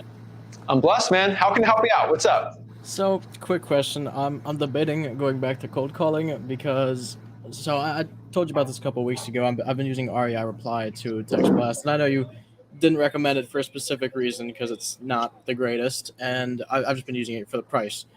And my deliverability has been 44%, and I just pulled a list of 4,500 high equity vacancies, and I'd love to text blast this list, but with such a low deliverability, I'd only be contacting like under 2,000 people. And at that point, it's like, is it even worth it? But I've been considering blasting the list and then cold calling the people who the text blaster doesn't reach. What list is this? High equity vacancies. Okay. I mean, test it. I mean, you got to test it, right? I can tell you what works. I can tell you not. I would probably test and see what's working or not. How's your ad? Is it your delivery is 45? Have you used like the double whammy script I've been saying? I used one script you gave out a while ago. I don't know how long ago. It's just hey, is this the owner of so and so? Yeah, I would use my double whammy script. Test it out. I don't care what service you use. Most of them are using Twilio integrations on it. So what you have to understand about SMS text blasting, which I wish you watched the videos because it helps you. I promise you. I do a lot of texting, so I know what works and know what doesn't, right? A lot of the carriers currently right now, as of this video, if you use anything in a keyword, it gets blocked right away. It gets blocked. Use house, like interested, property, stuff like that. Yeah, you know it all. But if you get a reply back, then you can say whatever. Yeah. So use a double whammy. Okay. That's kind of what that's what I've been doing. So as soon as I send that first message and say, "Hey, is this the owner?" which gets about a 15% reply rate. That's terrible. Okay. Ready for this one? This is gonna change your life. Ready? Hey Tim, I just drove by your house. I have a quick question. I saw something weird. Is this the owner of 123 Main Street? Something weird. Okay. I like that one. What are you gonna get? You're probably gonna get a 50, 60, 70, 80, right? Yeah. If my deliverability gets better too, which again, your delivery is going to get, if your replies are well, then it's going to get better, right? And then if you use a spinner token, it's going to be better. Weird, interesting, unique, right? Because every text is different. Yeah. I've been using the same number because I started with a Jacksonville, Florida list a month or two ago. I use that same number to hit like 2,000 contacts with the same format. So I'm assuming that played into it, and that number is kind of down the drain at this point.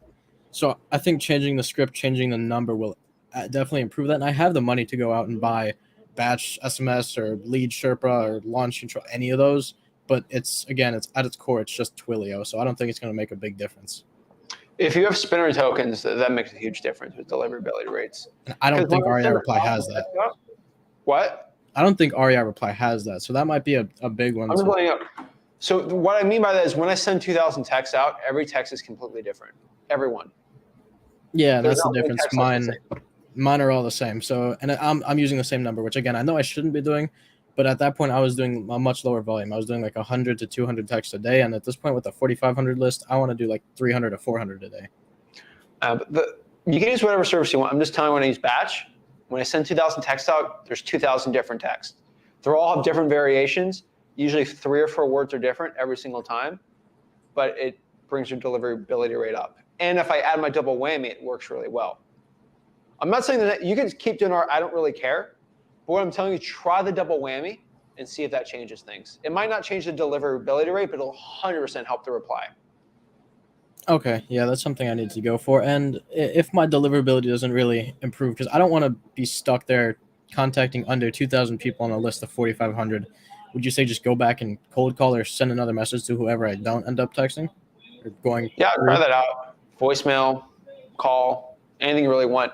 These carriers have scores on phone numbers, so just be careful. Like, hey, this Jacksonville phone number keeps not getting replies back to it when it texts people out. That's weird. Yeah, I probably don't want to deliver that out. I gotcha. All right. So if the replies increase, it probably is going to help your delivery. I don't know the algorithms of these, but statistically, what I found that usually helps a lot. The numbers are pretty cheap, so I think I'm just gonna go like buy out 4 numbers for the month and then do like 100 a day on each number, Okay. and then swap them out every month. So that way I keep them fresh and recycled, and maybe I don't know every 2 weeks if I need to do something like that. All right. I like it. All right, that's all I got for now, man. I appreciate it. You came and talked to me like last week about this. I could have helped you a week earlier. Dude, I've had different questions for like the past 3 to 4 weeks. You've seen me on here a couple times. Ask me 100 questions. I don't care. I want to help. I got something different every time, bro. I didn't even have this last week, so that's my bad. I'm here to help, man. Like, don't be scared to talk to me. I'm here to help. I promise you. Never am. I apprate it, man. Go Dolphins. Right. Go Fins, I'm a man. Bears fan. You got a rough. As a Bears fan, y'all got a rough coming. Rough time with that one. Rebecca. Hey, sorry. How's it going? Good. So I have a quick question for you. I have finally made a contact with code violations, and I've gotten a couple of lists, but I wanted to know how often should I ask for that list? Like monthly, weekly, daily? I would ask for that list probably every week. Weekly? Okay. That's like where it's good enough where it's not annoying. Mm-hmm. And then I was watching how you were saying to go ahead and just on Excel or your Google Sheets, like go and see which ones have doubles. And then I'm going to try doing that triple that you said, try doing cold call, texting. And since I'm virtual, I'm probably going to try looking up Facebook, but I got to create another Facebook account. Yeah.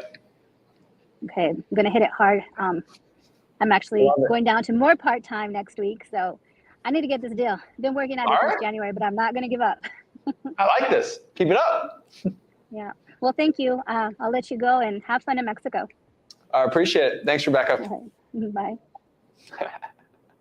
Love it. All right, let's talk to Juan. What's up? Yo, what up, man? What's up? How can I help you out? I have a question, man. I was speaking to you and your dad last week.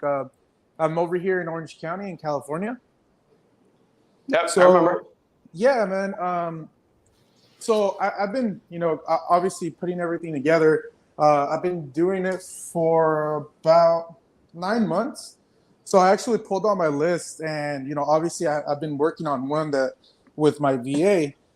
So I actually totaled everything out, and I have like everything's high equity vacant.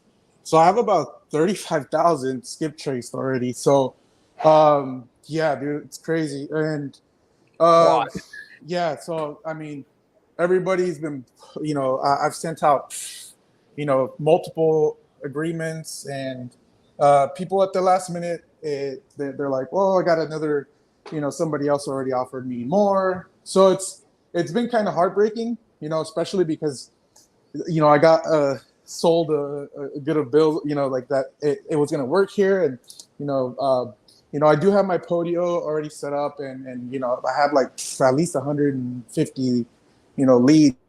But like I said, it just, I've been going with it and thought I had some success. People pulled out last minute.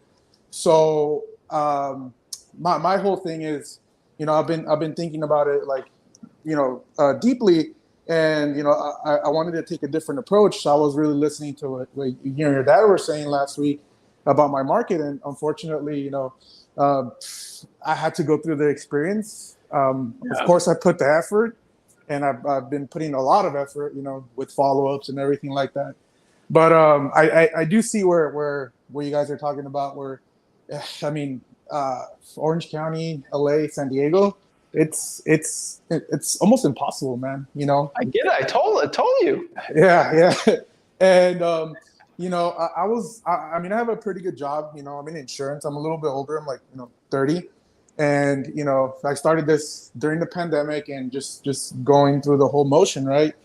But I just kind of decided, like, I'm not giving up on this. I've been going at it. Like I said, I have my systems in place and everything like that. But yeah, I kind of want to just take a step back and just, find the right market and do it virtually. Because, I thought, being here, I can go meet up with them and that would give me an advantage. But I mean, I guess there's one thing that I always say is like, you don't know what you don't know, right? So now I'm on the other end of it, and for anybody that is listening to this and they're in this area, you should listen to this guy because he's right. So dude, I've talked to hundreds of thousands of people in wholesaling real estate. I've seen a thing or two, and a lot of them are in LA, right? Yeah. LA, Orange County, San Diego. It's all pretty close by. You can actually technically wholesale in San Diego. It's actually not that bad compared to LA. Yeah, I mean, actually, that's the funny part. The deals that I actually have, sent aside, the agreements to, it's been in some of them in IE and Escondido, which is in San Diego. So last minute they still pulled out, but I mean they were more open to actually selling their house. But LA and Orange County is almost impossible. Even LA is a little bit better than Orange County. So it's crazy. So with that being said, kind of taking the time to really analyze what's going on, and then finding you guys and actually you guys are actually spitting like real facts as opposed to these people that are out here selling the dream. I just wanted to kind of figure out, because I did start looking into it and I started looking at other areas, and I was like, all right, so I gotta shift and do something different, right? Because I feel like if I was in another market, I would have already gotten a deal, especially the amount of leads that I have in my podio, right? Mm-hmm. And it's crazy because a lot of people here, they're always trying to upsell you, even if they agree to something. They're like, no, I want this much more. So they change their mind a lot. So what do you think I should do with those markets? And is there any suggestions for certain markets? Because I did look at the water shutoff on some of these other markets. Like I had just to test it out. I saw like Jacksonville, Memphis, and I did the utility lien, and they didn't give me much for that. So that's where I'm kind of like stuck to try to go into another market virtually. So Juan, I have a very, very, very solid rule for virtual wholesaling markets. Mm-hmm. You ready for it? Yeah, of course. Really simple. Anyone give me a virtual market, I'll tell you if it's good or bad. Ready? Mm-hmm. If the ARV is below $250,000, 250. ARV, average ARV for the county has to be, or for the city. Okay. $250,000. All right. And the population has to be above 100,000 for the county. Okay, I'm putting this on. For 99th degree, I can figure out if it's a good virtual wholesaling market or not. ARV 250. Under 250,000 average. Okay. County population over 100,000. Over 100,000. Now, I'm not telling you that if it's the average is 400 and then it has 50,000 in the county, it's a terrible market. Right. If you're looking to get into something, that's where I want to follow, because I virtually wholesale. Like I'll do a deal in like Richmond, Virginia. Mhm. Average area is like 400K, and like it's got like what, 300,000 people, right? Okay. Like, right. So Nice. obviously, it's not the exception, but like generally for most markets that I do, it's with those rules. And for people that do really want virtual wholesaling, it works. When the Airbnbs go to 300, 400, 500, it gets harder to get discounts. Doesn't Got make it it. impossible, makes it harder. Okay, I see. So anything above that is just you're kind of playing with fire a little bit, kind of like here. Okay, no, that totally makes sense. What was I gonna ask you? So another thing, right now I do have a full-time cold caller, but I'm on the phones all day, man. I'm selling insurance, and I'm pretty good at what I do. But it's not making me happy, and I know that this is something that will work out for me. So I was just going to take the time off for myself. I've been needing it, but I was like, you know what, nobody can do it better than I can. So I'm considering in the next, month or so, kind of pulling back. I need the time off for myself as well. But I was just going to go full into it with a game plan to hit virtual. And I was going to do the calls myself for, 30 hours a week. So that's why I wanted to prepare myself correctly to hit it hard. Okay. Sure. Yeah, man. So I'll be doing that, and I'll hit you up once I get a list and start calling. I love it. Keep it up, Awesome. bro. Awesome, brother. I promise you, if you get something like that, it's gonna help you out. Like I remember when I first got into like Knoxville, Tennessee, when I was like 19. Completely different than my local market, man. It's just so much easier because the Airbnbs are so much lower. Like they're willing to take a 70% discount versus like Orange County. It's completely different. Yeah, and I don't know. I don't know other markets. You don't know? I don't know other markets. I kind of going back to what I'm saying. What are the two rules? No. I mean, like dealing with people here in general. I don't know if it's the attitude with people here. I mean, I've lived here all my life, but it's like everybody thinks they know everything here. It's like That's California. Yeah, it's crazy, man. I was like, damn, bro. Like, I guess it's because I'm not like that, but yeah, everybody. It's like that when the Airbnbs are high. You go to Seattle, San Francisco, New York, Boston, Miami. When the Airbnbs get higher, people think they're experts on everything. Yeah. Their house with more money. People are willing to take a discount on their house more when their price is lower. Are you willing to take a 10% discount on $1 million or 10% discount on a $5 cup of coffee? Which one sounds like a bigger discount that you're willing to do, right? Yeah, no, definitely. So you're more willing to pay a premium for a cup of coffee than for a $5 million house. Sure. It's how human beings are. We have crazy, caveman, cavewoman brains. Yeah. We're built to go hunt and gather and like survive, not to do wholesale transactions. we have weird psychology, man. Yeah. And a lot of people can't get over that. So when the area is lower, they're more willing to take a discount for it. Yeah, awesome, man. Yeah, and before I let you go, because I know there's other people here too. I've never really heard too many people talk about that stuff, and it's insane that nobody really talks about that. There's multiple people that I know that don't do it anymore. They just don't. They're not on YouTube. Like I know plenty of 7-figure wholesalers. They tell me all this stuff all the time. Like I'm not even like bring up original stuff. Like I do deals, they do deals. They explain it to me. I know that they do legit deals. They're not on YouTube because they're not gurus, right? Yeah, exactly. That's what I meant. It's what the legit people are doing. The people that spend 8 hours a day on Zoom, try to sell you a course all day. They do their the hour live stream, and they don't wholesale for real anymore. They won't tell you because they don't know it, and they have a little bubble with other gurus, and then they don't do real wholesaling. Yep. I wholesale in the country, man. I know it works, dude. And bro, if you didn't tell me you lived in California, I would have no idea where you lived.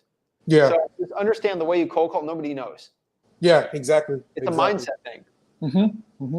No, definitely. No, I agree, man. Well, you could be in Kentucky. I have no idea. No, definitely. I definitely see that more and more. But Juan, what you got to understand is if you cold call someone like Mississippi, it might be a $20,000 beat up house. They might still think it's their LA mansion in Malibu. Some people are still like that. No, definitely. Right? Oh no, definitely. I mean, But there's more people willing to do a discount in like, I don't know, Biloxi, Mississippi. I don't know what the name of that place is, but like, yeah. No, but you even see that more. Like people are more open to it, even though some places in Riverside they're only like 30 minutes away, but they're a little bit more open to it. They're not as closed off. I mean, still you'll still get people like that, but you could tell it's a little bit different just because the value is a little bit lower. Oh yeah. But I even started seeing that with hitting up a little bit of Riverside, a little bit of just the IE. So I definitely get you on that part for sure. Makes sense. All right, sounds good. Oh yeah, brother. I appreciate it, man. Appreciate your time. Appreciate it. Have That's fun. good. Thank you. Justin, I remember you. Justin, I think did Justin say that? Somebody said, I need one-on-one mentorship. And, Zach and Rick don't do it. Something like that. And I'm like, why don't you just talk to me one-on-one? I get people messaging all the time. It's like, if you say, oh, I need one-on-one mentorship, ask any of these people. I'm mentoring you guys one-on-one, okay? And I'm charging no money for it. So, Justin, looking forward to a conversation. I always just want to help. So, yeah. All right, next up here we got Dylan. Hey, how's it going? I'm blessed. How are you? I'm great, man. I'm great. Awesome. What's up? How can I help you out? Nice to meet you. Yeah, nice to meet you too, man. I actually just found out about you and your father and everything, and I've known about wholesaling for years, but never took action. And I finally figured out I got to do something. So I'm in the New York market. I know that's like a super duper hard market. You were just talking about how if the ARVs are high, they're just not even going to try and discount things more often. I've been looking into land because I do want to be a developer. So I was trying to I was watching some of your videos, how to get, find buyers and then find what they want. And I found some buyers, and now I'm kind of stuck because I'm like, well, there's not much land on market. So I was trying to go looking on off market, trying to go driving for dollars. I'm kind of new to the terminology as well. I'm literally on your website right now looking at the course, like literally right now. Dylan, I want to ask you some questions first. Okay. Where in New York are you at? Brooklyn. Brooklyn. Oh, snap. You're in New York. All right. I like it. Why do you want to be a developer? It's a long story, but essentially I just like being the boss and designing everything about it. I want to do that. That interests me more. Passive investing. Well, as you know, with like Brooklyn, how they actually develop stuff, like the person that does a lot of the designing and the developing is that person, but that person, it's more the architect than anything really, because as the person that is developing, as someone that develops things, your biggest job is raising money. And so like, as a developer, you're raising money, you're getting ROI, you're getting people, like it's not as sexy as it comes to. Like, dude, I used to love flipping houses. Like, I thought that's what I wanted to do. And then I started flipping houses. I'm like, this sucks. Okay. Just FYI, like, understand where you're going at. Like, just, if it's for designing, it might be something else you have a passion for, right? Like, not everyone should wholesale, but like, if you want to get into wholesaling to start getting and developing, I would probably start looking into raising capital. This isn't even about wholesaling, but like raising capital, networking. That's how you get your foot in the door on like being a developer. Wholesaling land, the point of that is just to make money, right? Get checks like that. Wholesaling land won't make you a better developer. It'll just give you checks. Well, can I? Yeah, just real quick, because I talked to a developer.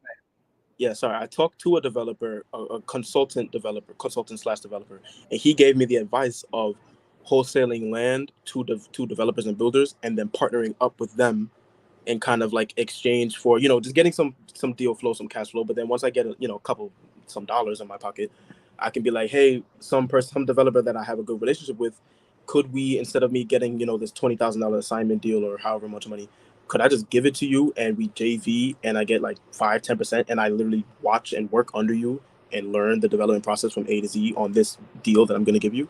And that was essentially my plan, and that was what I was trying after. That's actually not a bad plan. Like, I would tell you it's a bad plan. If you want to get in developing, that's a decent plan, right? What we do at the JVing, so I'll put the link on the bottom, is we just get the deal sold. So I can't help with the development process because I don't do like insane amount of development. Like I do development, but like not kind of my own local market. Mhm. You would have to deal with that cash buyer. I can connect you with those people. So if you send a deal and if it's a good land deal, then I can get you connected with the buyer, and then you can have your own like, chit chat with him. But I don't think that's a bad idea. Yeah, that was my essential plan. But funnily enough, I was literally cold calling a bunch of, I looked on Zillow and I was just looking at, people who were doing new construction in the area. And I was cold calling the people who were selling the buildings as like a for sale by owner. So I was like assuming, well, if you're creating something in 2022 and you're selling it now, you're probably a developer or a builder. So let me connect with you and then ask, what lands you're looking for, what price ranges, da da da da. I called one and I called like 7, but I called one in particular, and now I'm working for him as a realtor, and he says he's going to mentor me and blah, blah, blah, blah, blah. But I need to make money first, so then be a realtor. So I'm literally now in the realtor business. I don't even know how I got here. This literally just happened 2 days ago. This was my first day. I showed a house today. It's crazy. I don't even have a license, but Nice, man. yeah, but I also got a bunch of cash buyers while I was cold calling a bunch of like a long list that he gave me of numbers. And now I'm wondering, well, shoot, maybe I should start focusing more on wholesaling, not even just land, but just regular fix and flips, because I got a bunch of investors who said they are looking for things in New York. So I was like, well, now I'm really starting to pick up on, okay, well, I really need to crack down on this guy who has a free wholesaling course. Let me really start paying attention, doing what he's doing. But I just wanted to talk to you and think about, what should be my action plan, because I just quit my job to be a realtor, and I also want to be a developer. And now I'm like, I have no income and I'm trying to make money here. So I'm like, I got to do something now because I have no money now. You know what I mean? So I'm kind of all in on this. So I just wanted to think, what do you think I should do? Should I follow these leads? Should I go virtual? Should I still stick with the land, or should I try to do the realtor thing and get cash from there? I don't really know what my next step should be. So there's a lot coming at me here. So I'll do one thing at a time.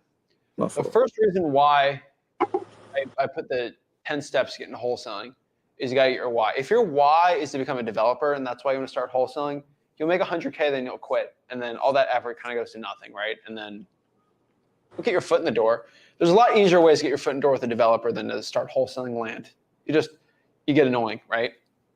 Go to their office, work for them, right? Like all that stuff, right? If you're doing it just to make money, and if that's pushing you, then you'll do well, right? But wholesaling land alone is going to be a tough game. It's a really tough game. I don't exclusively wholesale land. If it worked really well, that's what I would do. So I would wholesale houses too. The money's in the wholesaling houses. I would probably do both of them. Okay, and you think that New York is a good market to at least try since I'm here? New York City? New York City, Queens. I can drive. I have a car. I can go to New Jersey and Long Island and stuff like that if I have to. That's no problem. Well, bro, outside of Central Park, how much vacant land's in New York City? Outside of Central Park? No, I mean, there's a bunch of dilapidated houses that are like garbage. Yeah, but like vacant land, not a lot, right? Well, what do you mean lot or land? What do you mean? Like vacant land in New York City, there's not a lot. No, just land? No, there's lots, but right? there's not land. But there's distressed houses. Yes, there's terrible houses. So, I mean, between you and me, bro, if you're trying to get a developer, I would probably wholesale a demolition list. That's probably what I'd be doing. Okay. That sounds like what you want to be doing. I'd probably wholesale a demolition list to developers. That's probably going to be your best bet. All right. And so I should also still focus on, following your course and learning how to do regular houses. Cash flow. Okay. And for what you want to do, I'd say that. All right. And wholesaling would be your best. Like if you're here to make money, if you say, hey, Zach, how do I make 100K? I would do virtual wholesaling. But if you want to get with the developers and kind of make money still, I would try the demolition list. But I think virtual wholesaling is going to be your best bet. So so my mind real quick, virtual wholesaling just to get some cash flow in, and then just start shifting towards demo list to then get towards the developers, which I truly want to do. Yeah. got it. I'm gonna. Right. Yeah. Appreciate it, Dylan. No problem. I'm super surprised that I even got to talk to you, but no problem. Have a good day, man. Why are you surprised you're talking to me? Well, I mean, hey. I give you my word. If you want to hop on and talk to me, I'll talk to you. Nah, this is cool. I'm gonna look at all of this, and by like next week or something like that, I'll have something done. I'm gonna do your 30-day, or what should I even do with that? What you were telling that kid to do? The reverse drive ring for dollars. Yeah, not in New York City now. Nah, right? No. So just stick to virtual, really. That's why I like the one-on-ones, man, because what I tell him is going to be different than what I tell you. Because you're in a different part of the country, you're doing a different thing, you got different goals in mind. That's why I love the one-on-ones. Yeah, because I would have literally, if I saw that, I would have just went and did what you told him to do. Yeah, perfect. All right. Well, I'll go through this and I'll just get on the virtual, see what I can do. All right. Sounds good. Appreciate it, Dylan. Have a good day. Have a great one. All right. Then we'll do one last one real quick. We'll talk to Martin. If you want to JV with me, just go to www.flipwork.com/JV with me. Martin, what is up? Hey, what's up, Zach? What's up? How can I help you out? Oh, okay. Well, I have a couple of questions with one of the probates I'm working on right now. But then, like overall, right? I used to be a licensed realtor, and I started wholesaling probably like around 2020 March. And when I was a realtor, it was a lot easier. It pretty much felt like anybody I talked to, I had an opportunity to help or opportunity to assist. And now that I'm more focusing on the wholesaling only, I'm having a lot of trouble because I'm making way more money, but the amount of deals I'm doing is significantly smaller. I think I have a good list. I go after it, I get nothing. So that's a whole nother story, but that's one of the challenges I'm having right now because I no longer want my real estate license. But I am working with a probate right now, and the individual is going to have a trustee sale on September 22nd. And we tried to talk to the referee. We tried to get everything set up there. But now he's got a letter saying they're going to, foreclose on the house on the 22nd of September. And I don't know what to tell him. So he's thinking he should do bankruptcy, but it was a probate and it was in his mom's name. So I'm like, what can I do in this situation? What state? California. California. So let's do a quick rundown. So I got this in my head. It's currently a probate. Is the auction set for September? Yeah. Okay. And how much is owed on the property? Like 245, 260. No, like 245, 250. Okay. Well, can you get it sold before that? Does the state of California allow you? You doing your research? Well, it's upside down, so we also got to do a short sale. Okay. I sincerely doubt you get a short sale under a month, right? With an auction date. And when I first met him back in July, we didn't have that auction date, and that's something else I don't really fully know how to do the research for because I didn't look at the recorded documents. I just took his word for it. All right, so this is a pre-foreclosure, correct? Yeah. How long did he know about he was behind or he was able to access the property, making it be able to be sold, right? He's been living in it for a while. So he knew the entire time? Yeah. So pre-foreclosures, there's one rule. Have you gone to freewholesaling.com and watched the pre-foreclosure module? No. It's a 2-hour breakdown of pre-foreclosures. The first thing I always say, are you ready for this? First thing I say, watch it. You know what? I'm a man of my word. That's what I say. One of the first things I say is pre-foreclosure sellers will always wait to the last minute to want to sell the house. The last possible moment. And guess what your seller did? Same thing. Say it always. It is, I don't care if this happened in 2002. Now, he waits the last possible moment to get the house sold, and now there's nothing you can do. Don't feel bad about it. Unfortunately, he could have called you, or he could have sold it in February. He could have sold it in March. No, he chose the last possible moment. So there's nothing you can really do, and he's upside down. If this was upside down.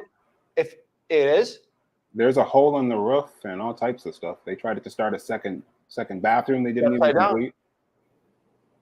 I don't know, cash buyer, they'll pay more than what is owed to it for you to make a deal. And I don't know. The bank's going to take the L on this one. And so like you're saying, watch your wholesaling, take your pre-foreclosure course. And that will let me know, like in the future, to look at recorded documents, I'm assuming, so that I can know when. Yeah, recorded documents can be the best. Usually when there's an auction, it's pretty like, in that module, it shows you basically the timeline. Usually they're very nice. Like I know banks aren't like the nicest people, but like they're usually pretty nice. Like, hey, we're gonna start doing things, right? We have a list of payments on the property. We have a notice of default. Like they give you time. So I would probably look at the public documents and just see it. You could.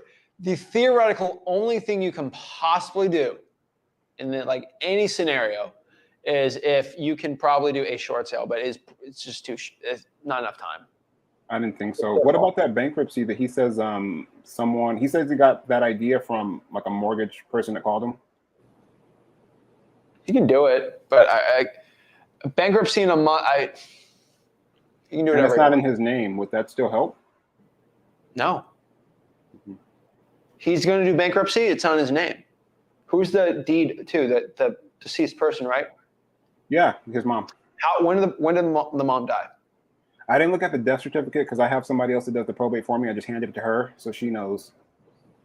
Do you roughly know? Did the mom die like this year, or is this like 3 years ago? I'd say probably in the last 12, 24 months. This is like his fault. I'm just telling. There's nothing really you can do here. I'm just because the house is upside down. I really wanted it to be my flip. You don't understand. This is supposed to be my first flip. I wanted it. Dude, I want to be 7 feet tall and dunk. Okay. Right? Like, it ain't gonna happen, bro. Okay. I'm sorry. You can get your knees done. Yeah. I guess so. But I'm just telling you, man, right? Like, yeah.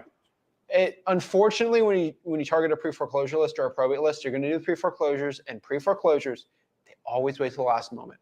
Mm-hmm. Why do you think they got in that mess? Right. Why do you think he didn't pay the mortgage? Because he didn't want to do it. It was a reverse mortgage. It was a reverse, even worse. You can actually deal with reverse mortgage pretty well. That's even worse, dude. Do they discount the property like a regular bank? I don't know. I got to look at the document. Everyone's different. Yeah. Okay, well, that's good enough for me. May I ask a couple more questions? I mean, I've been doing the... Bro, I would love to say, there's this special thing that I can tell you to save it. There's not.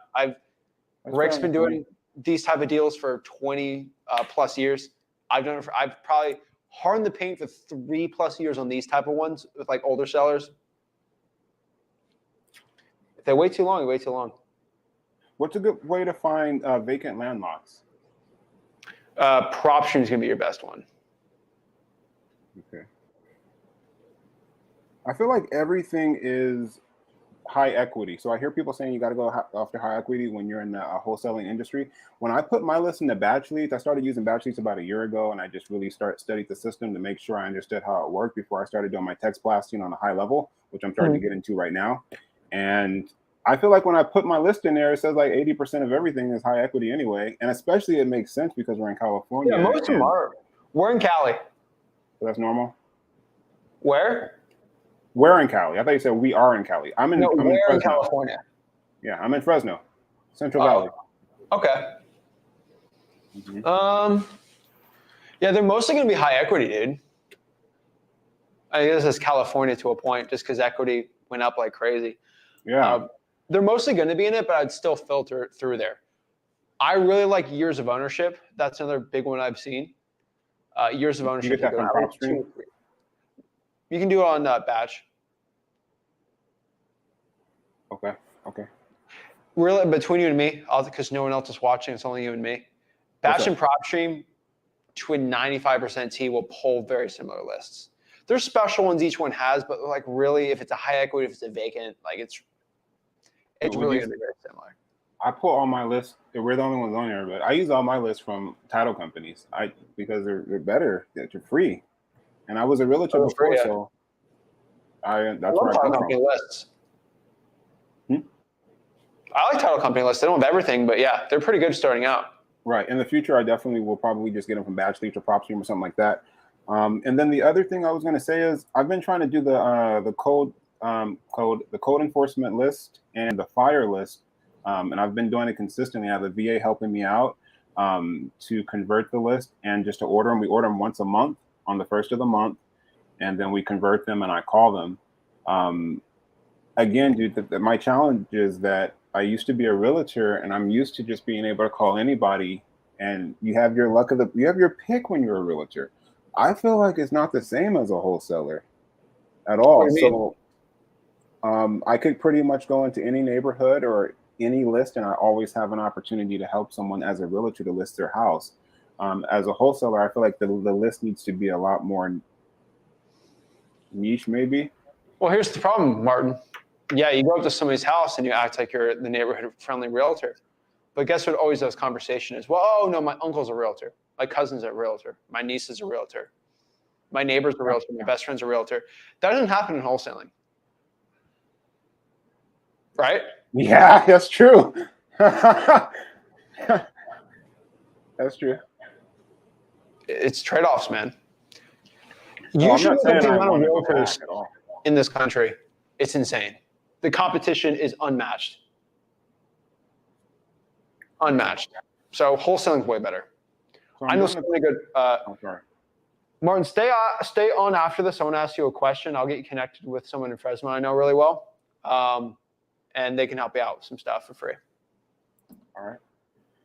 Do you want to see the letter I got back from the fire department? Because I mean, No, I've been, what is it? What's the skinny of it?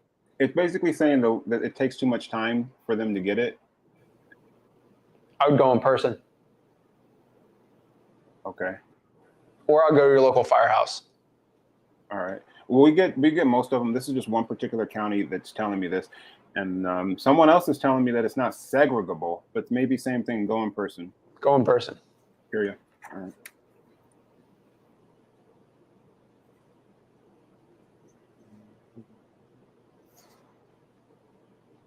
I feel like I should be asking you so many more questions. Hop on next week. All right. All right. Appreciate it. Stay on real quick. I gotta ask you a question after this. All right. Boom. All right. Guys, make sure you smash that like button and subscribe. Go to freewholesaling.com. We'll see me and Rick tomorrow. And really appreciate it, guys. Thank you guys so much for the support. And have a great one. Thanks, guys.